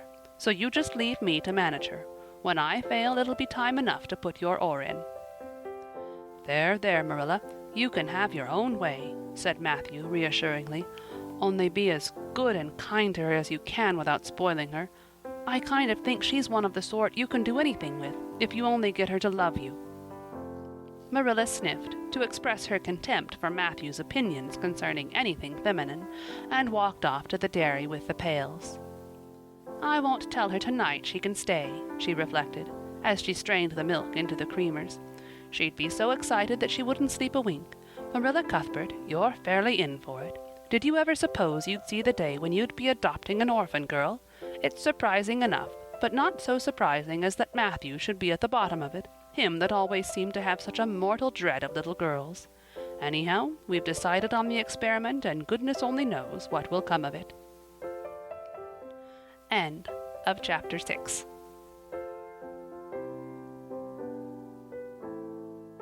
Chapter 7. Anne Says Her Prayers. When Marilla took Anne up to bed that night, she said stiffly, "Now, Anne, I noticed last night that you threw your clothes all about the floor when you took them off. That is a very untidy habit, and I can't allow it at all. As soon as you take off any article of clothing, fold it neatly and place it on the chair. I haven't any use at all for little girls who aren't neat." "I was so harrowed up in my mind last night that I didn't think about my clothes at all," said Anne. "I'll fold them nicely tonight. They always made us do that at the asylum. Half the time, though, I'd forget. I'd be in such a hurry to get into bed nice and quiet and imagine things." "You'll have to remember a little better if you stay here," admonished Marilla. "There, that looks something like. Say your prayers now and get into bed." "I never say any prayers," announced Anne. Marilla looked horrified astonishment. "Why, Anne, what do you mean? Were you never taught to say your prayers? God always wants little girls to say their prayers. Don't you know who God is, Anne?" "God is a spirit, infinite, eternal, and unchangeable in his being, wisdom, power, holiness, justice, goodness, and truth," responded Anne promptly and glibly. Marilla looked rather relieved. "So you do know something, then, thank goodness. You're not quite a heathen. Where did you learn that?" "Oh, at the Asylum Sunday School. They made us learn the whole catechism. I liked it pretty well. There's something splendid about some of the words. Infinite, eternal, and unchangeable. Isn't that grand? It has such a roll to it, just like a big organ playing. You couldn't quite call it poetry, I suppose, but it sounds a lot like it, doesn't it? We're not talking about poetry, Anne. We are talking about saying your prayers. Don't you know it's a terrible wicked thing not to say your prayers every night? I'm afraid you are a very bad little girl." "You'd find it easier to be bad than good if you had red hair," said Anne reproachfully. "People who haven't red hair don't know what trouble is. Mrs. Thomas told me that God made my hair red on purpose, and I've never cared about him since. And anyhow, I'd always be too tired at night to bother saying prayers. People who have to look after twins can't be expected to say their prayers. Now, do you honestly think they can?" Marilla decided that Anne's religious training must be begun at once. Plainly, there was no time to be lost. "You must say your prayers while you are under my roof, Anne." "Why, of course, if you want me to," assented Anne cheerfully. "I'd do anything to oblige you, but you'll have to tell me what to say for this once. After I get into bed, I'll imagine out a real nice prayer to say always. I believe that it will be quite interesting, now that I come to think of it." "You must kneel down," said Marilla in embarrassment. Anne knelt at Marilla's knee and looked up gravely. "Why must people kneel down to pray? If I really wanted to pray, I'll tell you what I'd do. I'd go out into a great big field all alone or into the deep, deep woods, and I'd look up into the sky, up into that lovely blue sky that looks as if there was no end to its blueness, and then I'd just feel a prayer. Well, I'm ready. What am I to say?" Marilla felt more embarrassed than ever. She had intended to teach Anne the childish classic, "Now I lay me down to sleep." But she had, as I have told you, the glimmerings of a sense of humor, which is simply another name for a sense of fitness of things, and it suddenly occurred to her that that simple little prayer, sacred to white-robed childhood lisping at motherly knees, was entirely unsuited to this freckled witch of a girl who knew and cared nothing about God's love, since she had never had it translated to her through the medium of human love. "You're old enough to pray for yourself, Anne," she said finally. "Just thank God for your blessings and ask him humbly for the things you want." "Well, I'll do my best," promised Anne, burying her face in Marilla's lap. "Gracious Heavenly Father," that's the way the ministers say it in church, so I suppose it's all right in private prayer, isn't it?" she interjected, lifting her head for a moment. "Gracious Heavenly Father, I thank thee for the white way of delight and the lake of shining waters and Bonnie and the Snow Queen. I'm really extremely grateful for them, and that's all the blessings I can think of just now to thank thee for. As for the things I want, they're so numerous that it would take a great deal of time to name them all, so I will only mention the two most important. Please let me stay at Green Gables, and please let me be good-looking when I grow up. I remain, yours respectfully, Anne Shirley." "There, did I do all right?" she asked eagerly, getting up. "I could have made it much more flowery if I'd had a little more time to think it over." Poor Marilla was only preserved from complete collapse by remembering that it was not irreverence, but simply spiritual ignorance on the part of Anne that was responsible for this extraordinary petition. She tucked the child up in bed, mentally vowing that she should be taught a prayer the very next day, and was leaving the room with the light when Anne called her back. "I've just thought of it now. I should have said Amen in place of yours respectfully, shouldn't I? The way the ministers do. I'd forgotten it, but I felt a prayer should be finished off in some way, so I put in the other. Do you suppose it will make any difference?" I don't suppose it will," said Marilla. "Go to sleep now like a good child. Good night." "I can say good night tonight with a clear conscience," said Anne, cuddling luxuriously down among her pillows. Marilla retreated to the kitchen, set the candle firmly on the table, and glared at Matthew. "Matthew Cuthbert, it's about time somebody adopted that child and taught her something. She's next door to a perfect heathen. Will you believe that she never said a prayer in her life till tonight? I'll send her to the manse tomorrow and borrow the Peep of Day series, that's what I'll do, and she shall go to Sunday school just as soon as I can get some suitable clothes made for her. I foresee that I shall have my hands full. Well, we can't get through this world without our share of trouble. I've had a pretty easy life of it so far, but my time has come at last, and I suppose I'll just have to make the best of it." End of Chapter 7. Chapter 8. Anne's bringing up is begun. For reasons best known to herself, Marilla did not tell Anne that she was to stay at Green Gables until the next afternoon. During the forenoon she kept the child busy with various tasks and watched over her with a keen eye while she did them. By noon she had concluded that Anne was smart and obedient, willing to work and quick to learn. Her most serious shortcoming seemed to be a tendency to fall into daydreams in the middle of a task and forget all about it until such time as she was sharply recalled to earth by a reprimand or catastrophe. When Anne had finished washing the dinner dishes, she suddenly confronted Marilla with the air and expression of one desperately determined to learn the worst. Her thin little body trembled from head to foot. Her face flushed and her eyes dilated until they were almost black. She clasped her hands tightly and said in an imploring voice, "Oh, please, Miss Cuthbert, won't you tell me if you are going to send me away or not? I've tried to be patient all the morning, but I really feel that I cannot bear not knowing any longer. It's a dreadful feeling. Please tell me." "You haven't scalded the dishcloth in clean hot water as I told you to do," said Marilla immovably. "Just go and do it before you ask any more questions, Anne." Anne went and attended to the dishcloth. Then she returned to Marilla and fastened imploring eyes on the latter's face. "Well," said Marilla, unable to find any excuse for deferring her explanation longer, "I suppose I might as well tell you. Matthew and I have decided to keep you. That is, if you will try to be a good little girl and show yourself grateful. Why, child, whatever is the matter?" "I'm crying," said Anne in a tone of bewilderment. "I can't think why. I'm as glad can be. Oh, glad doesn't seem the right word at all. I was glad about the White Way and the cherry blossoms, but this, oh, it's something more than glad. I'm so happy. I'll try to be good. It will be uphill work, I expect, for Mrs. Thomas often told me I was desperately wicked. However, I'll do my very best. But can you tell me why I'm crying?" "I suppose it's because you're all excited and worked up," said Marilla disapprovingly. "Sit down on that chair and try to calm yourself. I'm afraid you both cry and laugh far too easily. Yes, you can stay here and we will try to do right by you. You must go to school, but it's only a fortnight till vacation, so it isn't worthwhile for you to start before it opens again in September." "What am I to call you?" asked Anne. "Shall I always say Miss Cuthbert? Can I call you Aunt Marilla?" "No, you'll call me just plain Marilla. I'm not used to being called Miss Cuthbert, and it would make me nervous." "It sounds awfully disrespectful to just say Marilla," protested Anne. "I guess there'll be nothing disrespectful in it if you're careful to speak respectfully. Everybody, young and old, in Avonlea calls me Marilla, except the minister. He says Miss Cuthbert, when he thinks of it."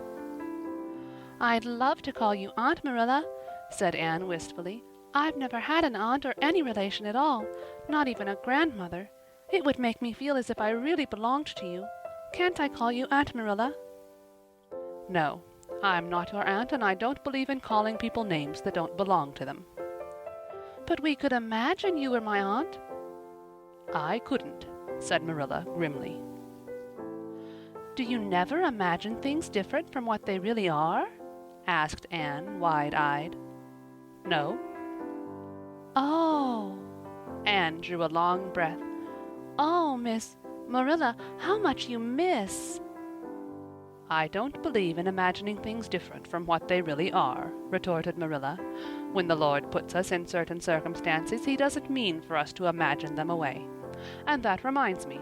Go into the sitting room, Anne. Be sure your feet are clean and don't let any flies in. And bring me out the illustrated card that's on the mantelpiece. The Lord's Prayer is on it, and you'll devote your spare time this afternoon to learning it off by heart. There's to be no more of such praying as I heard last night." "I suppose I was very awkward," said Anne apologetically. "But then, you see, I'd never had any practice. You couldn't really expect a person to pray very well the first time she tried, could you? I thought out a splendid prayer after I went to bed, just as I promised you I would.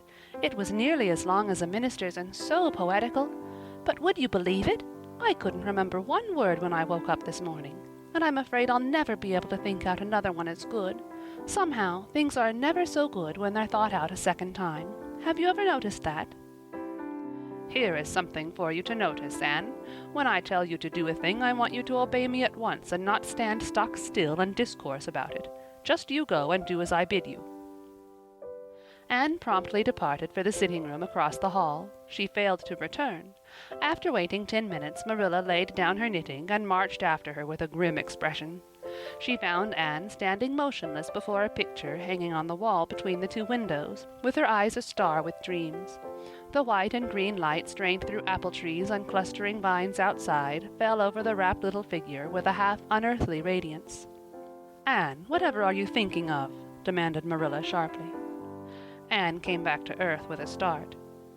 "That," she said, pointing to the picture, a rather vivid chromo entitled "Christ Blessing Little Children," "and I was just imagining I was one of them, that I was the little girl in the blue dress, standing off by herself in the corner as if she didn't belong to anybody, like me.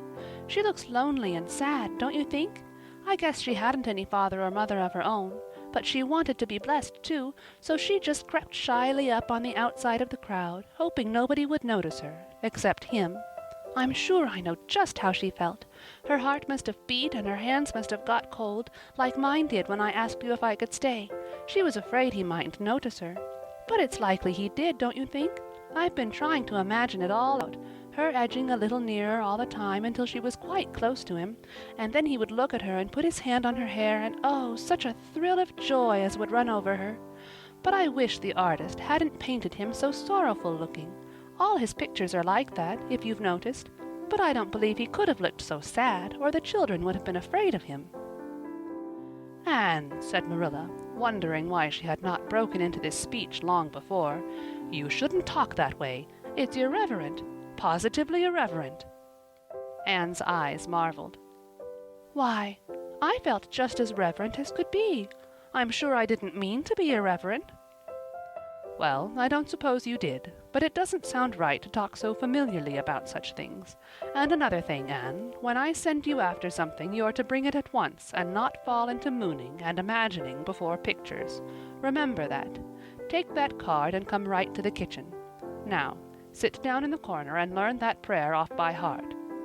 Anne set the card up against the jug full of apple blossoms she had brought in to decorate the dinner table. Marilla had eyed that decoration askance, but had said nothing, propped her chin on her hands, and fell to studying it intently for several silent minutes.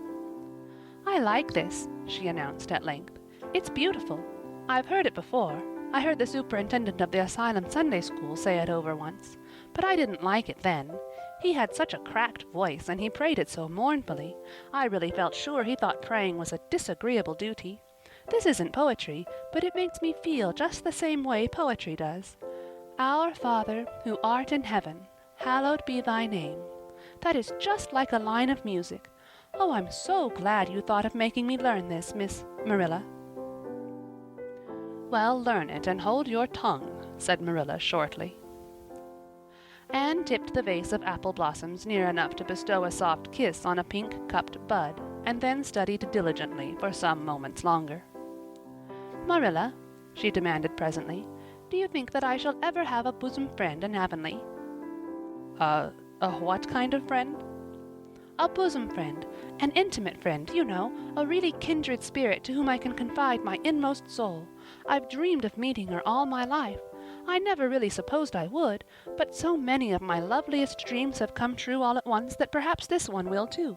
Do you think it's possible?" "Diana Barry lives over at Orchard Slope, and she's about your age. She's a very nice little girl, and perhaps she will be a playmate for you when she comes home. She's visiting her aunt over at Carmody just now. You'll have to be careful how you behave yourself, though. Mrs. Barry is a very particular woman. She won't let Diana play with any little girl who isn't nice and good." Anne looked at Marilla through the apple blossoms, her eyes aglow with interest. "What is Diana like? Her hair isn't red, is it? Oh, I hope not. It's bad enough to have red hair myself, but I positively couldn't endure it in a bosom friend." "Diana is a very pretty little girl. She has black eyes and hair and rosy cheeks, and she is good and smart, which is better than being pretty." Marilla was as fond of morals as the Duchess in Wonderland, and was firmly convinced that one should be tacked on to every remark made to a child who was being brought up. But Anne waved the moral inconsequently aside and seized only on the delightful possibilities before it. "Oh, I'm so glad she's pretty. Next to being beautiful oneself, and that's impossible in my case, it would be best to have a beautiful bosom friend. When I lived with Mrs. Thomas, she had a bookcase in her sitting room with glass doors. There weren't any books in it. Mrs. Thomas kept her best china and her preserves there, when she had any preserves to keep. One of the doors was broken. Mr. Thomas smashed it one night when he was slightly intoxicated, but the other was whole, and I used to pretend that my reflection in it was another little girl who lived in it. I called her Katie Maurice, and we were very intimate. I used to talk to her by the hour, especially on Sunday, and tell her everything. Katie was the comfort and consolation of my life. We used to pretend that the bookcase was enchanted, and that if I only knew the spell, I could open the door and step right into the room where Katie Maurice lived, instead of into Mrs. Thomas's shelves of preserves and china. And then Katie Maurice would have taken me by the hand and led me out into a wonderful place, all flowers and sunshine and fairies, and we would have lived there happy forever after. When I went to live with Mrs. Hammond, it just broke my heart to leave Katie Maurice. She felt it dreadfully, too. I know she did, for she was crying when she kissed me good-bye through the bookcase door. There was no bookcase at Mrs. Hammond's, but just up the river a little way from the house there was a long green little valley, and the loveliest echo lived there. It echoed back every word you said, even if you didn't talk a bit loud. So I imagined that it was a little girl called Violetta, and we were great friends, and I loved her almost as well as I loved Katie Maurice. Not quite, but almost, you know. The night before I went to the asylum I said good-bye to Violetta, and oh, her good-bye came back to me in such sad, sad tones. I had become so attached to her that I hadn't the heart to imagine a bosom friend at the asylum, even if there had been any scope for imagination there. "I think it's just as well there wasn't," said Marilla dryly. "I don't approve of such goings-on. You seem to half believe your own imaginations. It will be well for you to have a real live friend to put such nonsense out of your head. But don't let Mrs. Barry hear you talking about your Katie Maurices and your Violettas, or she'll think you tell stories." "Oh, I won't. I couldn't talk of them to everybody. Their memories are too sacred for that. But I thought I'd like to have you know about them. Oh, look, here's a big bee just tumbled out of an apple blossom. Just think what a lovely place to live, in an apple blossom. Fancy going to sleep in it when the wind was rocking it. If I wasn't a human girl, I think I'd like to be a bee and live among the flowers." "Yesterday you wanted to be a seagull," sniffed Marilla. "I think you are very fickle-minded. I told you to learn that prayer and not talk. But it seems impossible for you to stop talking if you've got anybody that will listen to you. So go up to your room and learn it." "Oh, I know it pretty nearly all now, all but just the last line." "Well, never mind. Do as I tell you. Go to your room and finish learning it well, and stay there until I call you down to help me get tea." "Can I take the apple blossoms with me for company?" pleaded Anne. "No, you don't want your room cluttered up with flowers. You should have left them on the tree in the first place." "I did feel a little that way, too," said Anne. "I kind of felt I shouldn't shorten their lovely lives by picking them. I wouldn't want to be picked if I were an apple blossom. But the temptation was irresistible. What do you do when you meet with an irresistible temptation?" "Anne, did you hear me tell you to go to your room?" Anne sighed, retreated to the east gable, and sat down in a chair by the window. "There, I know this prayer. I learned that last sentence coming upstairs. Now I'm going to imagine things into this room so that they'll always stay imagined. The floor is covered with a white velvet carpet with pink roses all over it, and there are pink silk curtains at the windows. The walls are hung with gold and silver brocade tapestry. The furniture is mahogany. I never saw any mahogany, but it does sound so luxurious. This is a couch all heaped with gorgeous silken cushions, pink and blue and crimson and gold, and I am reclining gracefully on it. I can see my reflection in that splendid big mirror hanging on the wall. I am tall and regal, clad in a gown of trailing white lace, with a pearl cross on my breast and pearls in my hair. My hair is of midnight darkness, and my skin is a clear ivory pallor. My name is the Lady Cordelia Fitzgerald. No, it isn't. I can't make that seem real." She danced up to the little looking-glass and peered into it. Her pointed, freckled face and solemn gray eyes peered back at her. "You're only Anne of Green Gables," she said earnestly, "and I see you, just as you are looking now, whenever I try to imagine I'm the Lady Cordelia. But it's a million times nicer to be Anne of Green Gables than Anne of Nowhere in particular, isn't it?" She bent forward, kissed her reflection affectionately, and betook herself to the open window. "Dear Snow Queen, good afternoon. and good afternoon, dear birches down in the hollow, and good afternoon, dear gray house up on the hill. I wonder if Diana is to be my bosom friend. I hope she will, and I shall love her very much. But I must never quite forget Katie Maurice and Violetta. They would feel so hurt if I did, and I'd hate to hurt anybody's feelings, even a little bookcase girl's or little echo girl's. I must be careful to remember them and send them a kiss every day. Anne blew a couple of airy kisses from her fingertips past the cherry blossoms, and then, with her chin in her hands, drifted luxuriously out on a sea of daydreams. End of Chapter 8. Chapter 9. Mrs. Rachel Lynde is properly horrified.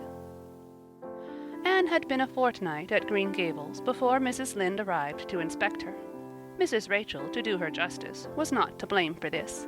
A severe and unseasonable attack of grippe had confined that good lady to her house ever since the occasion of her last visit to Green Gables. Mrs. Rachel was not often sick, and had a well-defined contempt for people who were.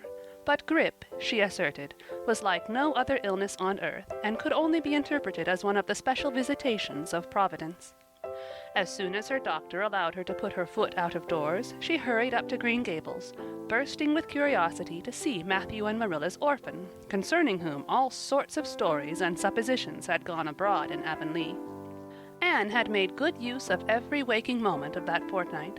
Already she was acquainted with every tree and shrub about the place. She had discovered that a lane opened out below the apple orchard, and ran up through a belt of woodland, and she had explored it to its furthest end in all its delicious vagaries of brook and bridge, fir coppice and wild cherry arch, corners thick with fern, and branching byways of maple and mountain ash.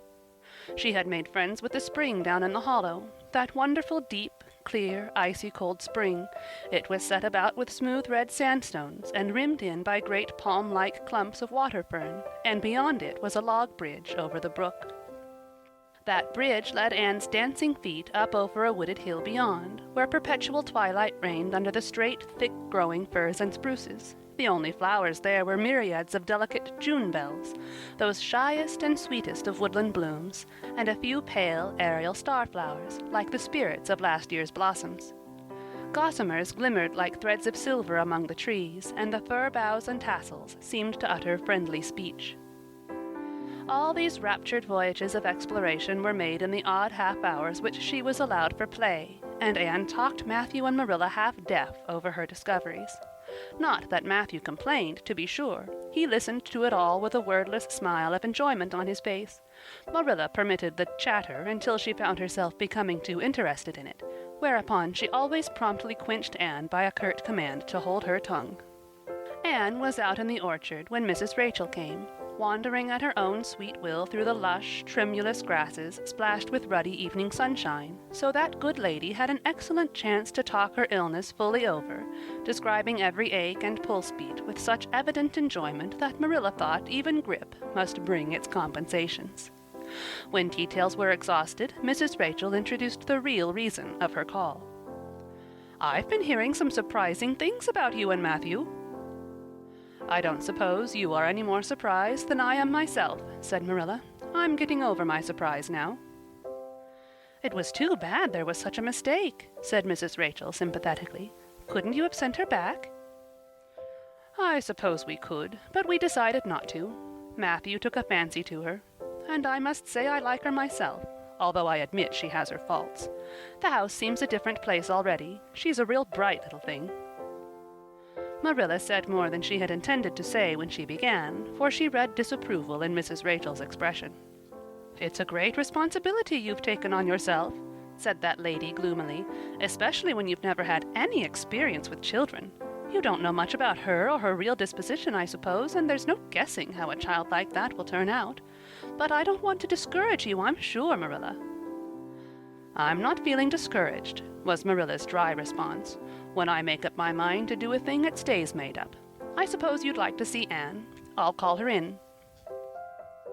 Anne came running in presently, her face sparkling with the delight of her orchard rovings, but abashed at finding herself in the unexpected presence of a stranger, she halted confusedly inside the door. She certainly was an odd-looking little creature in the short, tight, wincey dress she had worn from the asylum, below which her thin legs seemed ungracefully long. Her freckles were more numerous and obtrusive than ever. The wind had ruffled her hatless hair into over-brilliant disorder. It had never looked redder than at that moment. "Well, they didn't pick you for your looks, that's sure and certain," was Mrs. Rachel Lynde's emphatic comment. Mrs. Rachel was one of those delightful and popular people who pride themselves on speaking their mind without fear or favor. "She's terribly skinny and homely, Marilla. Come here, child, and let me have a look at you. Lawful heart, did anyone ever see such freckles? And hair as red as carrots. Come here, child, I say." Anne came there, but not exactly as Mrs. Rachel expected. With one bound she crossed the kitchen floor and stood before Mrs. Rachel, her face scarlet with anger, her lips quivering, and her whole slender form trembling from head to foot. "I hate you!" she cried in a choked voice, stamping her foot on the floor. "I hate you! I hate you! I hate you!" A louder stamp with each assertion of hatred. "How dare you call me skinny and ugly? How dare you say I'm freckled and red-headed? You are a rude, impolite, unfeeling woman!" "Anne!" exclaimed Marilla in consternation.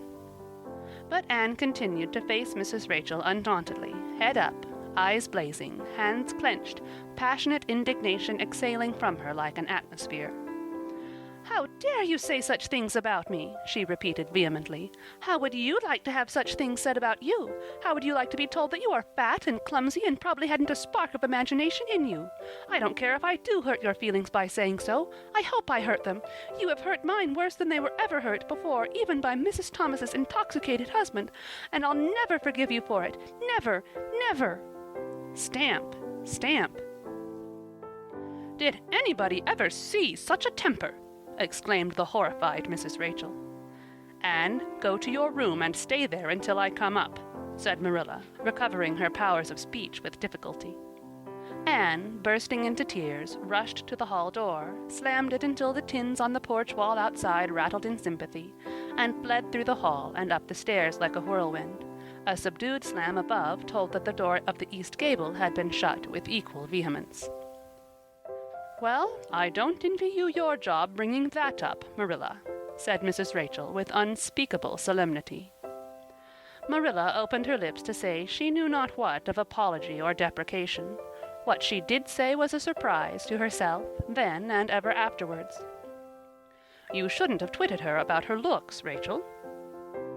"Marilla Cuthbert, you don't mean to say that you are upholding her in such a terrible display of temper as we've just seen?" demanded Mrs. Rachel indignantly. "No," said Marilla slowly, "I'm not trying to excuse her. She's been very naughty, and I'll have to give her a talking to about it. But we must make allowances for her. She's never been taught what is right. And you were too hard on her, Rachel." Marilla could not help tacking on that last sentence, although she was again surprised at herself for doing it. Mrs. Rachel got up with an air of offended dignity.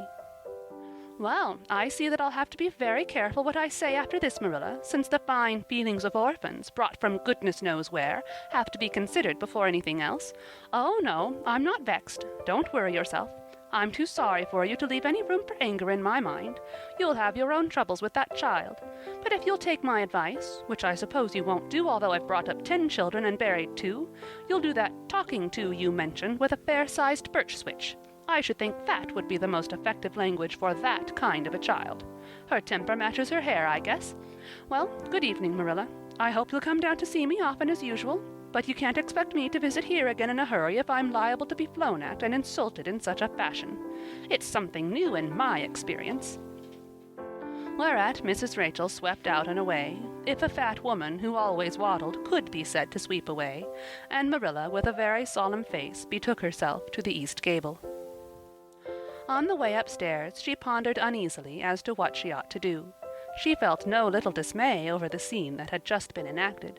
How unfortunate that Anne should have displayed such temper before Mrs. Rachel Lynde of all people. Then Marilla suddenly became aware of an uncomfortable and rebuking consciousness that she felt more humiliation over this than sorrow over the discovery of such a serious defect in Anne's disposition. And how was she to punish her? The amiable suggestion of the birch switch, to the efficiency of which all of Mrs. Rachel's own children could have borne smarting testimony, did not appeal to Marilla. She did not believe she could whip a child. No, some other method of punishment must be found to bring Anne to a proper realization of the enormity of her offense. Marilla found Anne face downward on her bed, crying bitterly, quite oblivious of muddy boots on a clean counterpane. "Anne," she said, not ungently. No answer. "Anne," with greater severity, "get off that bed this minute and listen to what I have to say to you."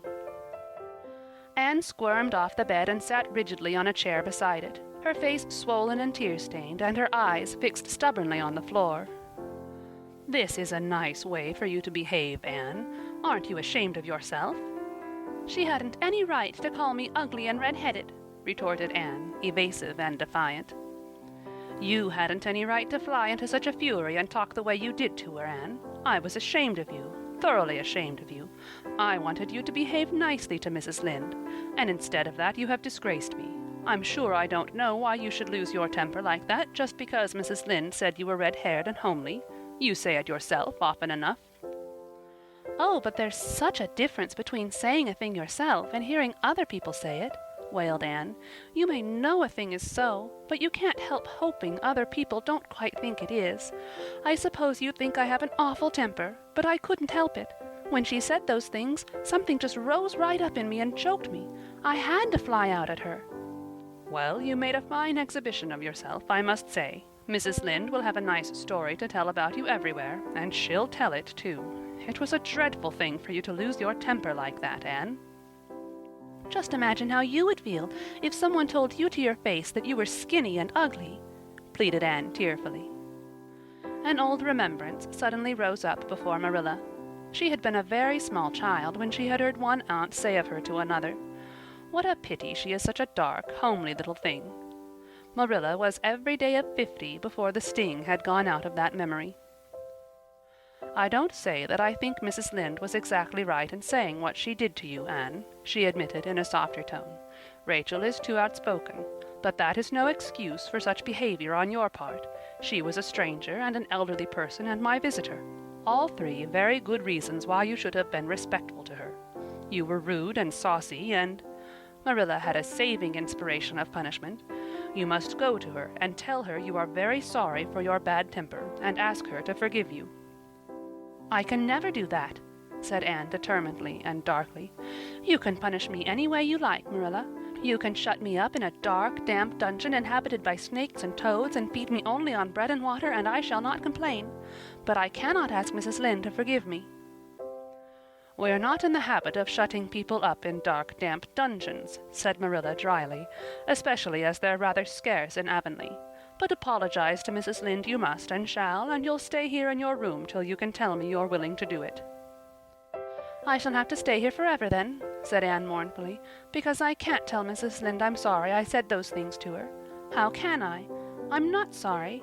I'm sorry I vexed you, but I'm glad I told her just what I did. It was a great satisfaction. I can't say I'm sorry when I'm not, can I? I can't even imagine I'm sorry."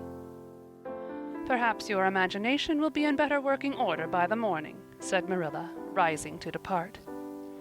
"You'll have the night to think over your conduct in and come to a better frame of mind. You said you would try to be a very good girl if we kept you at Green Gables, but I must say it hasn't seemed very much like it this evening."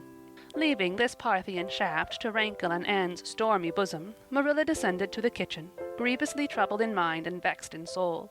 She was as angry with herself as with Anne, because whenever she recalled Mrs. Rachel's dumbfounded countenance, her lips twitched with amusement, and she felt a most reprehensible desire to laugh. End of Chapter 9. Chapter 10. Anne's Apology. Marilla said nothing to Matthew about the affair that evening, but when Anne proved still refractory the next morning, an explanation had to be made to account for her absence from the breakfast table. Marilla told Matthew the whole story, taking pains to impress him with a due sense of the enormity of Anne's behavior. "It's a good thing Rachel Lynde got a calling down. She's a meddlesome old gossip," was Matthew's consolatory rejoinder. "Matthew Cuthbert, I'm astonished at you. You know that Anne's behavior was dreadful, and yet you take her part. I suppose you'll be saying next thing that she oughtn't to be punished at all." "Well now, no, not exactly," said Matthew uneasily. "I reckon she ought to be punished a little. But don't be too hard on her, Marilla. Recollect she hasn't ever had anyone to teach her right. You're going to give her something to eat, aren't you?" "When did you ever hear of me starving people into good behavior?" demanded Marilla indignantly. "She'll have her meals regular, and I'll carry them up to her myself. But she'll stay up there until she's willing to apologize to Mrs. Lynde, and that's final, Matthew." Breakfast, dinner, and supper were very silent meals, for Anne still remained obdurate. After each meal Marilla carried a well-filled tray to the east gable, and brought it down later on, not noticeably depleted. Matthew eyed its last descent with a troubled eye. Had Anne eaten anything at all? When Marilla went out that evening to bring the cows from the back pasture, Matthew, who had been hanging about the barns and watching, slipped into the house with the air of a burglar and crept upstairs. As a general thing, Matthew gravitated between the kitchen and the little bedroom off the hall where he slept. Once in a while he ventured uncomfortably into the parlor or sitting room when the minister came to tea. But he had never been upstairs in his own house since the spring he helped Marilla paper the spare bedroom, and that was 4 years ago. He tiptoed along the hall and stood for several minutes outside the door of the east gable before he summoned courage to tap on it with his fingers and then opened the door to peep in. Anne was sitting on the yellow chair by the window, gazing mournfully out into the garden. Very small and unhappy she looked, and Matthew's heart smote him. He softly closed the door and tiptoed over to her. "Anne," he whispered, as if afraid of being overheard, "how are you making it, Anne?" Anne smiled wanly. "Pretty well. I imagine a good deal, and that helps to pass the time. Of course, it's rather lonesome, but then I may as well get used to that." Anne smiled again, bravely facing the long years of solitary imprisonment before her. Matthew recollected that he must say what he had come to say without loss of time, lest Marilla return prematurely. "Well now, Anne, don't you think you'd better do it and have it over with?" he whispered. "It'll have to be done sooner or later, you know, for Marilla's a dreadful determined woman. Dreadful determined, Anne. Do it right off, I say, and have it over." "Do you mean apologize to Mrs. Lynde?" "Yes, apologize. That's the very word," said Matthew eagerly. "Just smooth it over, so to speak. That's what I was trying to get at." "I suppose I could do it to oblige you," said Anne thoughtfully. "It would be true enough to say I am sorry, because I am sorry now. I wasn't a bit sorry last night. I was mad clear through, and I stayed mad all night. I know I did because I woke up 3 times, and I was just furious every time. But this morning it was over. I wasn't in a temper any more, and it left a dreadful sort of goneness, too.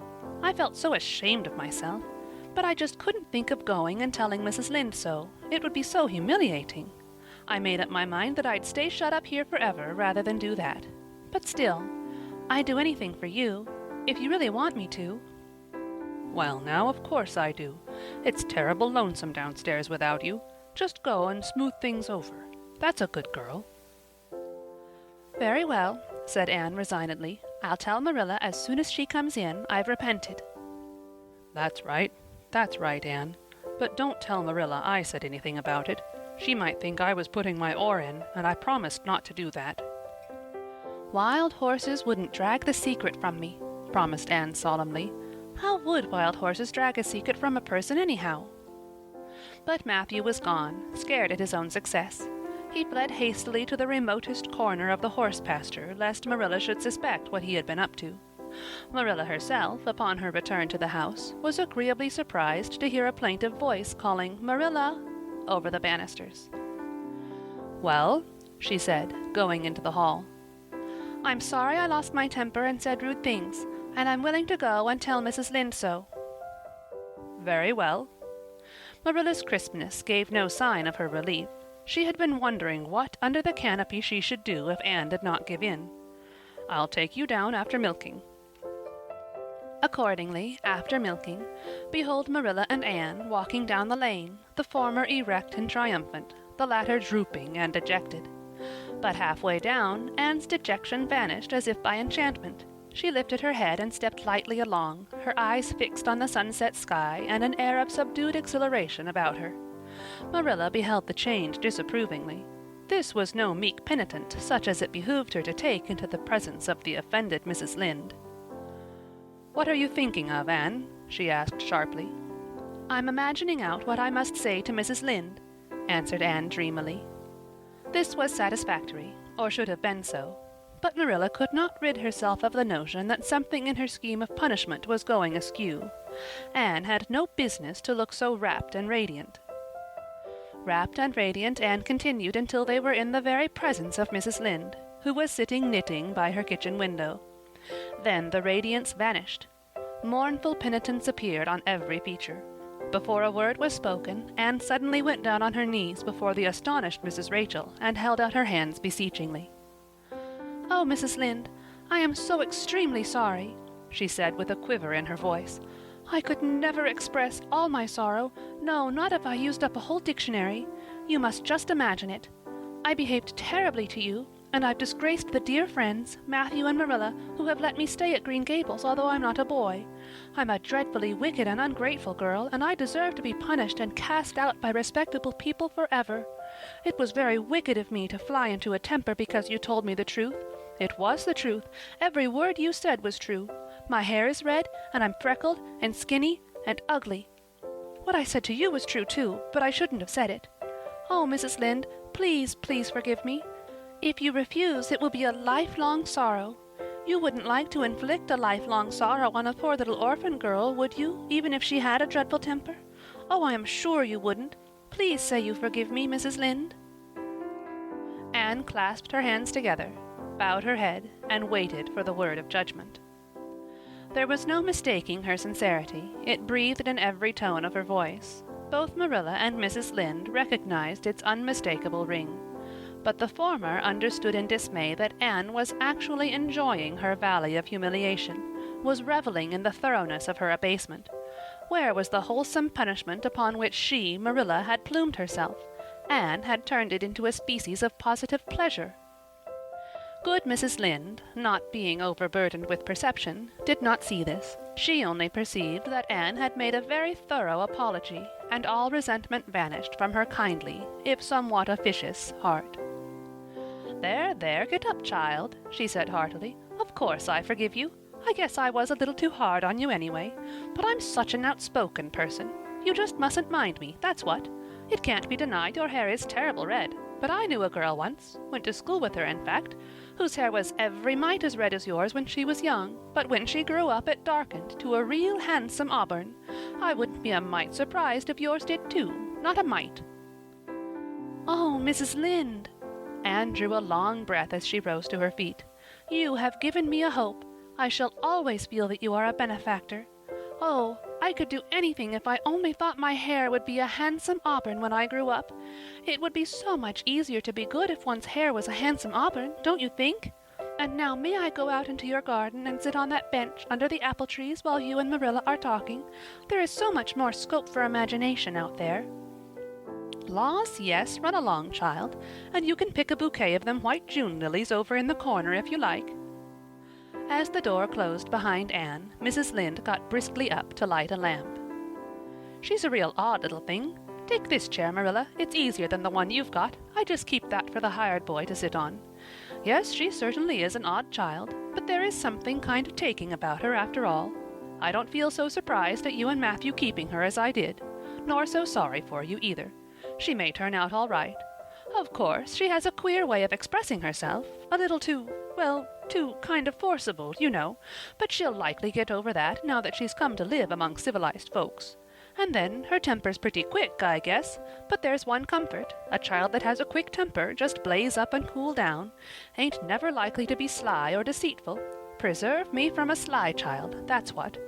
On the whole, Marilla, I kind of like her." When Marilla went home, Anne came out of the fragrant twilight of the orchard with a sheaf of white narcissi in her hands. "I apologized pretty well, didn't I?" she said proudly as they went down the lane.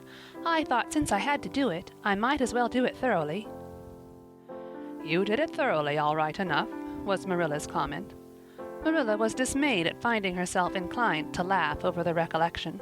She had also an uneasy feeling that she ought to scold Anne for apologizing so well, but then that was ridiculous. She compromised with her conscience by saying severely, "I hope you won't have occasion to make many more such apologies. I hope you'll try to control your temper now, Anne." "That wouldn't be so hard if people wouldn't twit me about my looks," said Anne with a sigh. "I don't get cross about other things, but I'm so tired of being twitted about my hair, and it just makes me boil right over. Do you suppose my hair will really be a handsome auburn when I grow up?" "You shouldn't think so much about your looks, Anne. I'm afraid you are a very vain little girl." "How can I be vain when I know I'm homely?" protested Anne. "I love pretty things, and I hate to look in the glass and see something that isn't pretty. It makes me feel so sorrowful, just as I feel when I look at any ugly thing. I pity it because it isn't beautiful." "Handsome is as handsome does," quoted Marilla. "I've had that said to me before, but I have my doubts about it," remarked skeptical Anne, sniffing at her narcissi. "Oh, aren't these flowers sweet? It was lovely of Mrs. Lynde to give them to me. I have no hard feelings against Mrs. Lynde now. It gives you a lovely, comfortable feeling to apologize and be forgiven, doesn't it? Aren't the stars bright tonight? If you could live in a star, which one would you pick? I'd like that lovely clear big one away over there above that dark hill."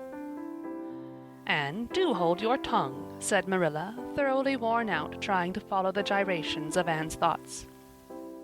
Anne said no more until they turned into their own lane. A little gypsy wind came down it to meet them, laden with the spicy perfume of young dew-wet ferns. Far up in the shadows a cheerful light gleamed out through the trees from the kitchen at Green Gables. Anne suddenly came close to Marilla and slipped her hand into the older woman's hard palm. "It's lovely to be going home and know it's home," she said. "I love Green Gables already, and I never loved any place before. No place ever seemed like home. Oh, Marilla, I'm so happy. I could pray right now and not find it a bit hard." Something warm and pleasant welled up in Marilla's heart at the touch of that thin little hand in her own, a throb of the maternity she had missed, perhaps. Its very unaccustomedness and sweetness disturbed her. She hastened to restore her sensations to their normal calm by inculcating a moral. "If you'll be a good girl, you'll always be happy, Anne, and you should never find it hard to say your prayers." "Saying one's prayers isn't exactly the same thing as praying," said Anne meditatively. "But I'm going to imagine that I'm the wind that is blowing up there in those treetops. When I get tired of the trees, I'll imagine I'm gently waving down here in the ferns, and then I'll fly over to Mrs. Lynde's garden and set the flowers dancing, and then I'll go with one great swoop over the clover field, and then I'll blow over the lake of shining waters and ripple it all up into little sparkling waves. Oh, there's so much scope for imagination in a wind, so I'll not talk any more just now, Marilla." "Thanks be to goodness for that," breathed Marilla in devout relief. End of Chapter 10. Chapter 11. Anne's Impressions of Sunday School. "Well, how do you like them?" said Marilla.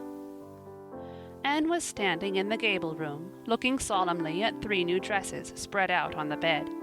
One was of snuffy-colored gingham, which Marilla had been tempted to buy from a peddler the preceding summer because it looked so serviceable.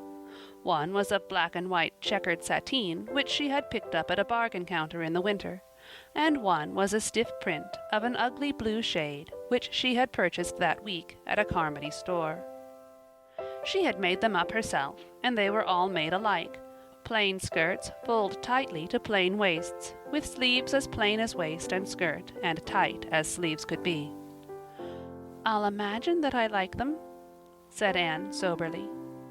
"I don't want you to imagine it," said Marilla, offended.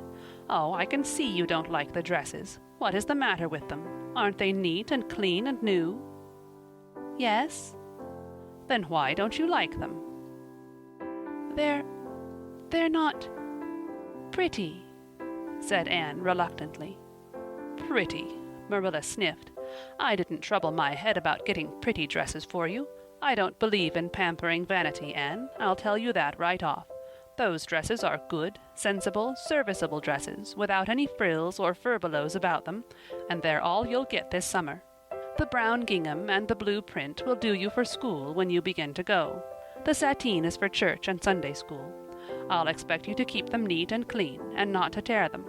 I should think you'd be grateful to get most anything after those skimpy, wincey things you've been wearing." "Oh, I am grateful," protested Anne, "but I'd be ever so much gratefuller if you'd made just one of them with puffed sleeves.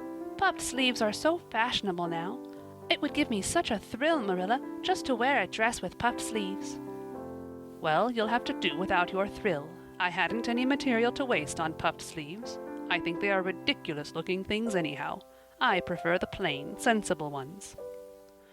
"But I'd rather look ridiculous when everybody else does than plain and sensible all by myself," persisted Anne mournfully. "Trust you for that. Well, hang those dresses carefully up in your closet, and then sit down and learn the Sunday school lesson. I got a quarterly from Mr. Bell for you, and you'll go to Sunday school tomorrow," said Marilla, disappearing downstairs in high dudgeon. Anne clasped her hands and looked at the dresses. "I did hope there would be a white one with puffed sleeves," she whispered disconsolately. "I prayed for one, but I didn't much expect it on that account. I didn't suppose God would have time to bother about a little orphan girl's dress. I knew I'd just have to depend on Marilla for it. Well, fortunately, I can imagine that one of them is of snow-white muslin with lovely lace frills and 3 puffed sleeves." The next morning warnings of a sick headache prevented Marilla from going to Sunday school with Anne. "You'll have to go down and call for Mrs. Lynde, Anne," she said. "She'll see that you get into the right class. Now mind you behave yourself properly. Stay to preaching afterwards and ask Mrs. Lynde to show you our pew. Here's a cent for collection. Don't stare at people, and don't fidget. I shall expect you to tell me the text when you come home." Anne started off irreproachably, arrayed in the stiff black and white sateen, which, while decent as regards length and certainly not open to the charge of skimpiness, contrived to emphasize every corner and angle of her thin figure. Her hat was a little, flat, glossy new sailor, the extreme plainness of which had likewise much disappointed Anne, who had permitted herself secret visions of ribbon and flowers. The latter, however, were supplied before Anne reached the main road, for being confronted halfway down the lane with a golden frenzy of wind-stirred buttercups and a glory of wild roses, Anne promptly and liberally garlanded her hat with a heavy wreath of them. Whatever other people might have thought of the result, it satisfied Anne, and she tripped gaily down the road, holding her ruddy head with its decoration of pink and yellow very proudly. When she had reached Mrs. Lynde's house, she found that lady gone. Nothing daunted, Anne proceeded onward to the church alone.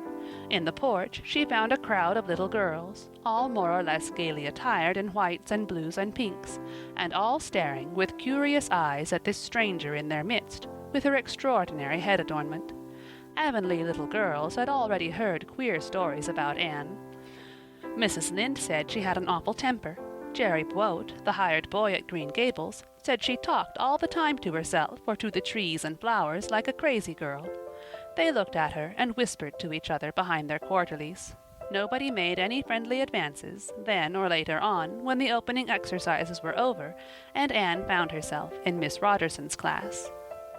Miss Rogerson was a middle-aged lady who had taught a Sunday school class for 20 years. Her method of teaching was to ask the printed questions from the quarterly and look sternly over its edge at the particular little girl she thought ought to answer the question. She looked very often at Anne, and Anne, thanks to Marilla's drilling, answered promptly, but it may be questioned if she understood very much about either question or answer. She did not think she liked Miss Rogerson, and she felt very miserable. Every other girl in the class had puffed sleeves.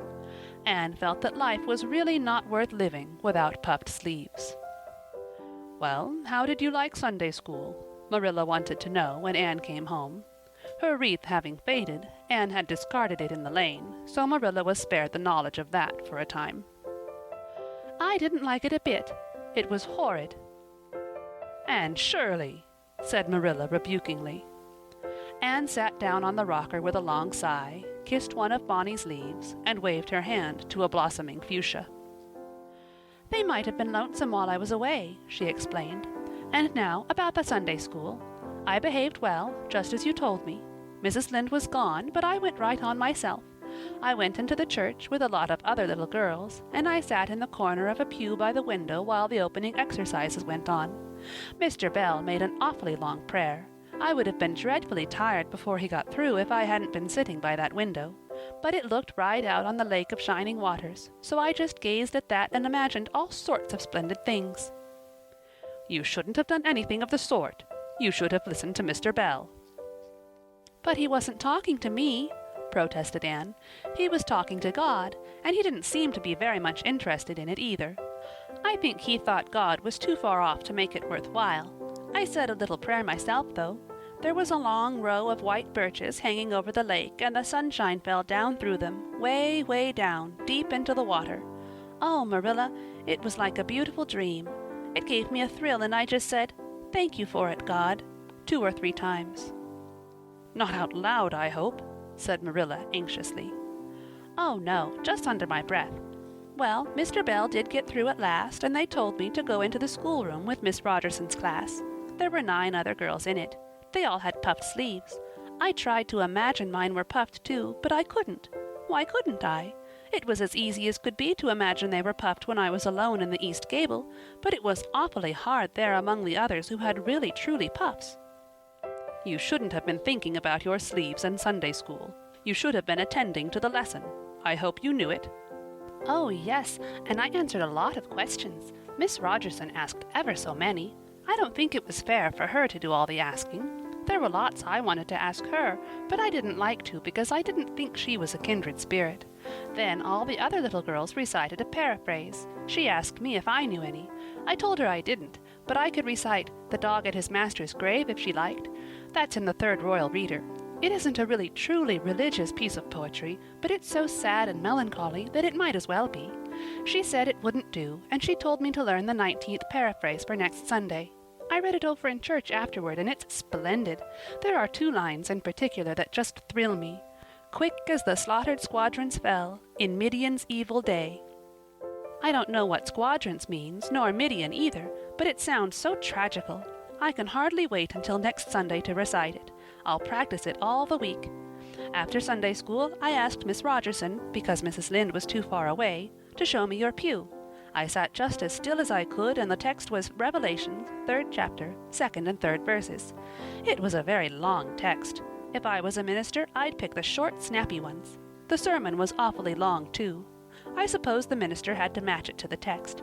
I didn't think he was a bit interesting. The trouble with him seems to be that he hasn't enough imagination. I didn't listen to him very much. I just let my thoughts run, and I thought of the most surprising things."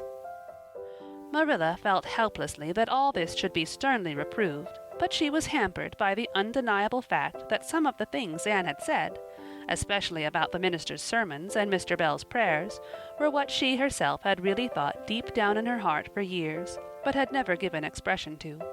It almost seemed to her that those secret, unuttered, critical thoughts had suddenly taken visible and accusing shape and form in the person of this outspoken morsel of neglected humanity.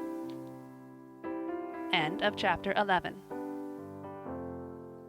Chapter 12. A Solemn Vow and Promise. It was not until the next Friday that Marilla heard the story of the flower-wreathed hat. She came home from Mrs. Lynde's and called Anne to account. "Anne, Mrs. Rachel says you went to church last Sunday with your hat rigged out ridiculous with roses and buttercups. What on earth put you up to such a caper? A pretty-looking object you must have been." "Oh, I know pink and yellow aren't becoming to me," began Anne. "Becoming fiddlesticks! It was putting flowers on your hat at all, no matter what color they were, that was ridiculous. You are the most aggravating child." "I don't see why it's any more ridiculous to wear flowers on your hat than on your dress," protested Anne. "Lots of little girls there had bouquets pinned on their dresses. What's the difference?" Marilla was not to be drawn from the safe concrete into dubious paths of the abstract. "Don't answer me back like that, Anne. It was very silly of you to do such a thing. Never let me catch you at such a trick again. Mrs. Rachel says she thought she would sink through the floor when she saw you come in all rigged out like that. She couldn't get near enough to tell you to take them off till it was too late. She says people talked about it something dreadful. Of course they would think I had no better sense than to let you go decked out like that."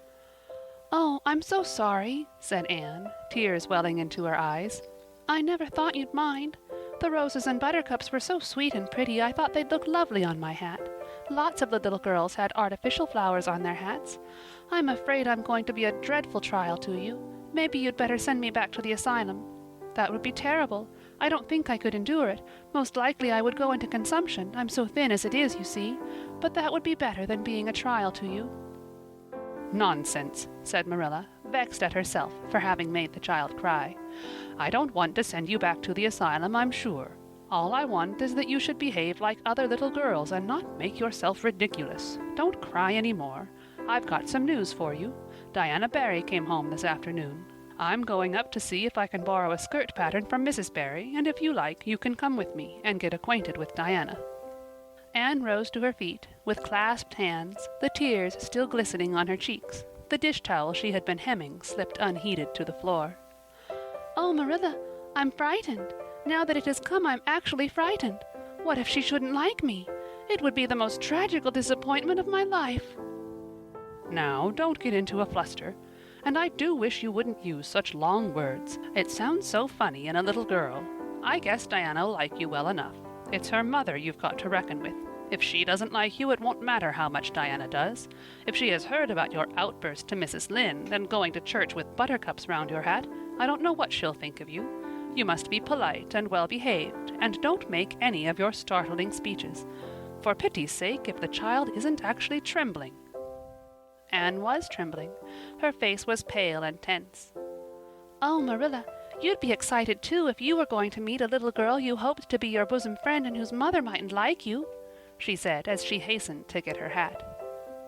They went over to Orchard Slope by the short-cut across the brook and up the firry hill grove. Mrs. Barry came to the kitchen door in answer to Marilla's knock.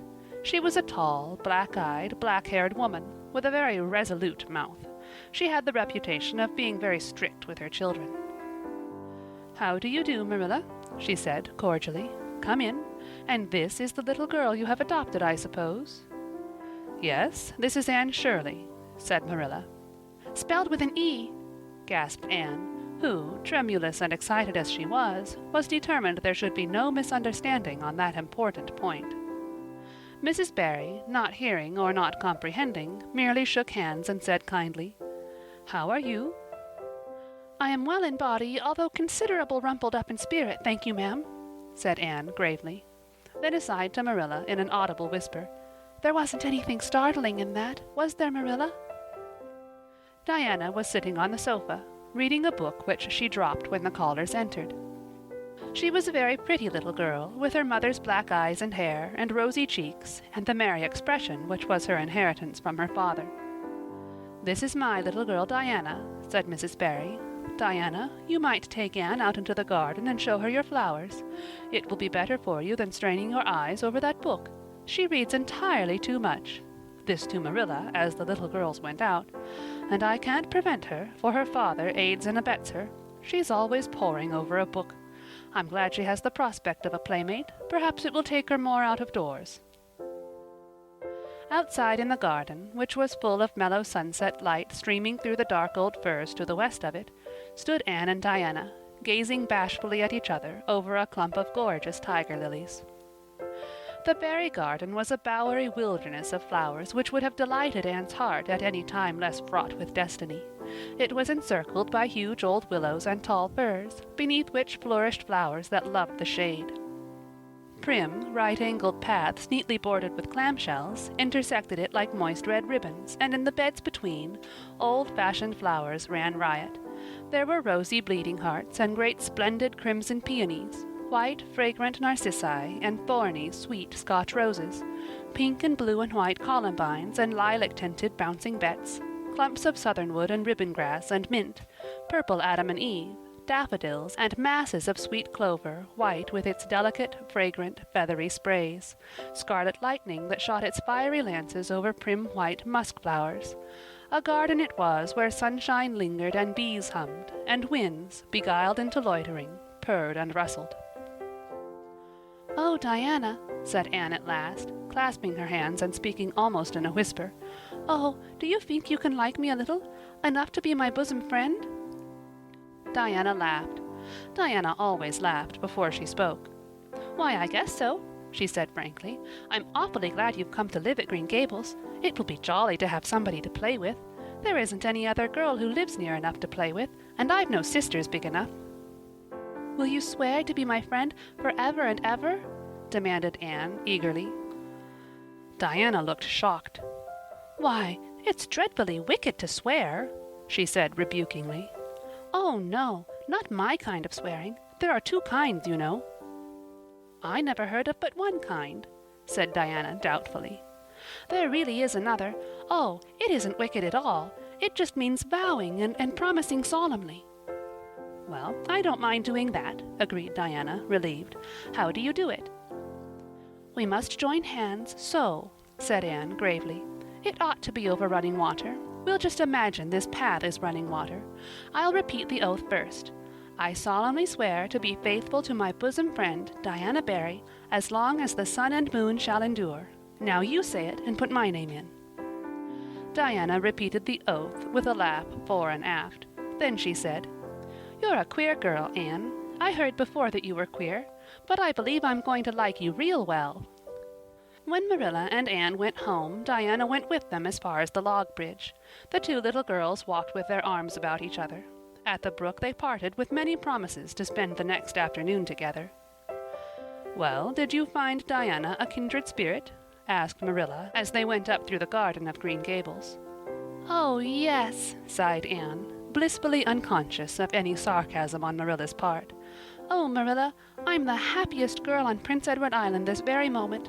I assure you I'll say my prayers with a right good will tonight.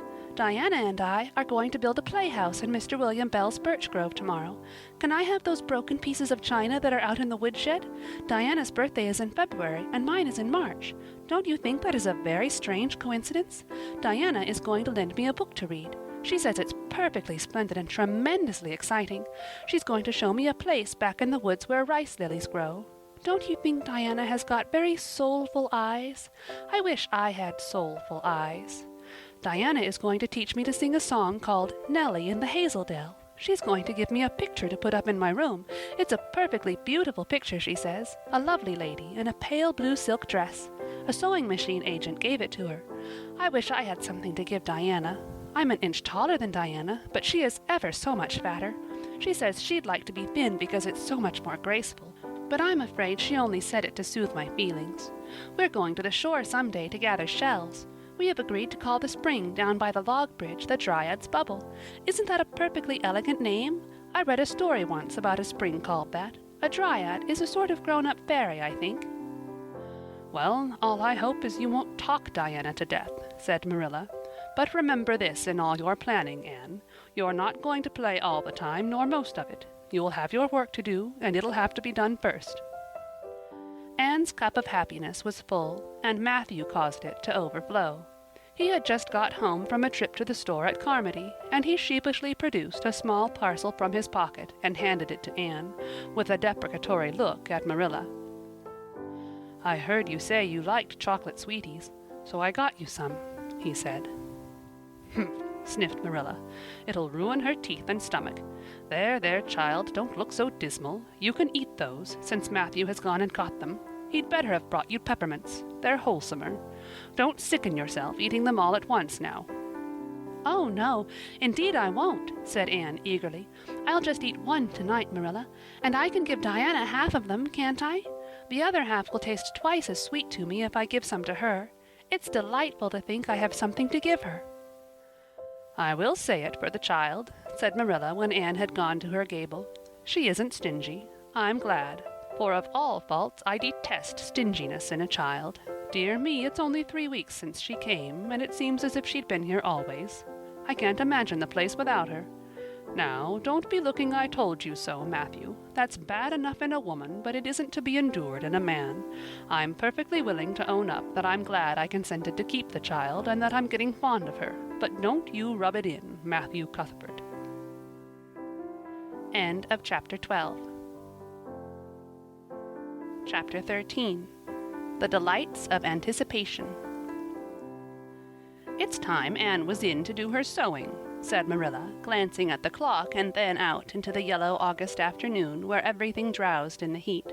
"She stayed playing with Diana more than half an hour more'n I gave her leave to, and now she's perched out there on the woodpile talking to Matthew, 19 to the dozen, when she knows perfectly well she ought to be at her work. And of course he's listening to her like a perfect ninny. I never saw such an infatuated man. The more she talks and the odder the things she says, the more he's delighted, evidently. Anne Shirley, you come right in here this minute, do you hear me?" A series of staccato taps on the west window brought Anne flying in from the yard, eyes shining, cheeks faintly flushed with pink, unbraided hair streaming behind her in a torrent of brightness. "Oh, Marilla," she exclaimed breathlessly, "there's going to be a Sunday school picnic next week in Mr. Harmon Andrews' field, right near the Lake of Shining Waters, and Mrs. Superintendent Bell and Mrs. Rachel Lynde are going to make ice cream. Think of it, Marilla, ice cream! And oh, Marilla, can I go to it?" "Just look at the clock, if you please, Anne. What time did I tell you to come in?" 2 o'clock. But isn't it splendid about the picnic, Marilla? Please can I go? Oh, I've never been to a picnic. I've dreamed of picnics, but I've never— "Yes, I told you to come at 2 o'clock, and it's 2:45. I'd like to know why you didn't obey me, Anne."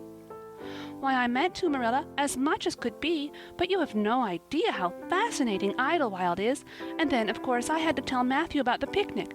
Matthew was such a sympathetic listener. Please can I go?" "You'll have to learn to resist the fascination of idle whatever you call it. When I tell you to come in at a certain time, I mean that time, and not half an hour later. And you needn't stop to discourse with sympathetic listeners on your way, either. As for the picnic, of course you can go. You're a Sunday school scholar, and it's not likely I'd refuse to let you go when all the other little girls are going." But, faltered Anne, "Diana says that everybody must take a basket of things to eat. I can't cook, as you know, Marilla, and I don't mind going to a picnic without puffed sleeves so much, but I'd feel terribly humiliated if I had to go without a basket. It's been preying on my mind ever since Diana told me." "Well, it needn't prey any longer. I'll bake you a basket." "Oh, you dear good Marilla. Oh, you are so kind to me. Oh, I'm so much obliged to you." Getting through with her ohs, Anne cast herself into Marilla's arms and rapturously kissed her sallow cheek. It was the first time in her whole life that childish lips had voluntarily touched Marilla's face.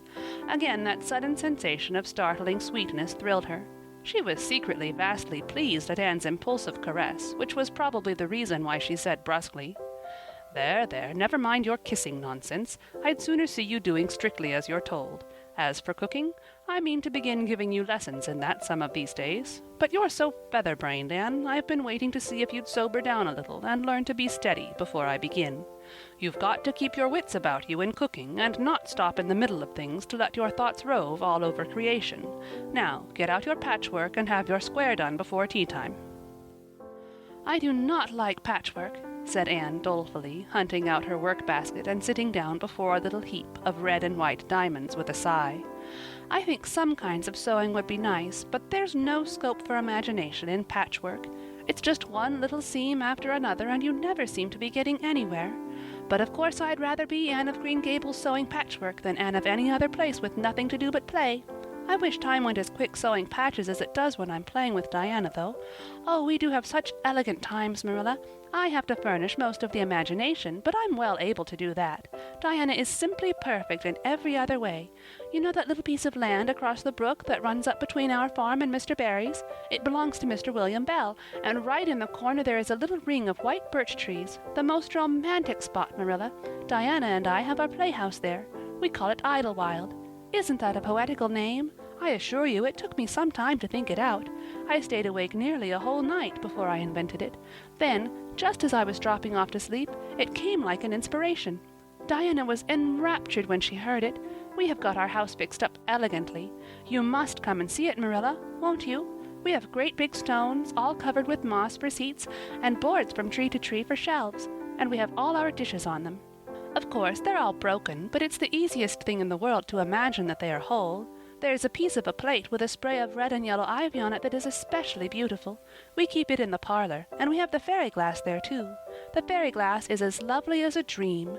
Diana found it out in the woods behind their chicken house. It's all full of rainbows, just little young rainbows that haven't grown big yet, and Diana's mother told her it was broken off a hanging lamp they once had.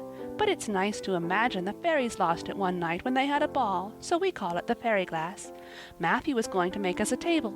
Oh, we have named that little round pool over in Mr. Barry's field Willowmere. I got that name out of the book Diana lent me. That was a thrilling book, Marilla. The heroine had 5 lovers. I'd be satisfied with one, wouldn't you? She was very handsome, and she went through great tribulations. She could faint as easy as anything. I'd love to be able to faint, wouldn't you, Marilla? It's so romantic. But I'm really very healthy for all I'm so thin. I believe I'm getting fatter, though. Don't you think I am? I look at my elbows every morning when I get up to see if any dimples are coming. Diana is having a new dress made with elbow sleeves. She is going to wear it to the picnic. Oh, I do hope it will be fine next Wednesday. I don't feel that I could endure the disappointment if anything happened to prevent me from getting to the picnic. I suppose I'd live through it, but I'm certain it would be a lifelong sorrow. It wouldn't matter if I got to 100 picnics in after years. They wouldn't make up for missing this one. They're going to have boats on the Lake of Shining Waters, and ice cream, as I told you. I have never tasted ice cream. Diana tried to explain what it was like, but I guess ice cream is one of those things that are beyond imagination. "Anne, you have talked even on for 10 minutes by the clock," said Marilla. "Now, just for curiosity's sake, see if you can hold your tongue for the same length of time." Anne held her tongue as desired, but for the rest of the week she talked picnic and thought picnic and dreamed picnic. On Saturday it rained, and she worked herself up into such a frantic state, lest it should keep on raining until and over Wednesday, that Marilla made her sew an extra patchwork square by way of steadying her nerves. On Sunday Anne confided to Marilla on the way home from church that she grew actually cold all over with excitement when the minister announced the picnic from the pulpit. "Such a thrill as went up and down my back, Marilla. I don't think I'd ever really believed until then that there was honestly going to be a picnic. I couldn't help fearing I'd only imagined it. But when a minister says a thing in the pulpit, you just have to believe it." "You set your heart too much on things, Anne," said Marilla with a sigh. "I'm afraid there'll be a great many disappointments in store for you through life." "Oh, Marilla, looking forward to things is half the pleasure of them," exclaimed Anne. "You mayn't get the things themselves, but nothing can prevent you from having the fun of looking forward to them. Mrs. Lynde says, 'Blessed are they who expect nothing, for they shall not be disappointed.' But I think it would be worse to expect nothing than to be disappointed." Marilla wore her amethyst brooch to church that day as usual. Marilla always wore her amethyst brooch to church. She would have thought it rather sacrilegious to leave it off, as bad as forgetting her Bible or her collection dime. That amethyst brooch was Marilla's most treasured possession. A seafaring uncle had given it to her mother, who in turn had bequeathed it to Marilla. It was an old-fashioned oval, containing a braid of her mother's hair, surrounded by a border of very fine amethysts. Marilla knew too little about precious stones to realize how fine the amethysts actually were, but she thought them very beautiful, and was always pleasantly conscious of their violet shimmer at her throat, above her good brown satin dress, even although she could not see it. Anne had been smitten with delighted admiration when she first saw that brooch. "Oh, Marilla, it's a perfectly elegant brooch. I don't know how you can pay attention to the sermon or the prayers when you have it on. I couldn't, I know. I think amethysts are just sweet. They are what I used to think diamonds were like. Long ago, before I had ever seen a diamond, I read about them, and I tried to imagine what they would be like. I thought they would be lovely, glimmering purple stones. When I saw a real diamond in a lady's ring one day, I was so disappointed I cried. Of course, it was very lovely, but it wasn't my idea of a diamond. Will you let me hold the brooch for 1 minute, Marilla? Do you think amethysts can be the souls of good violets?" End of chapter 13.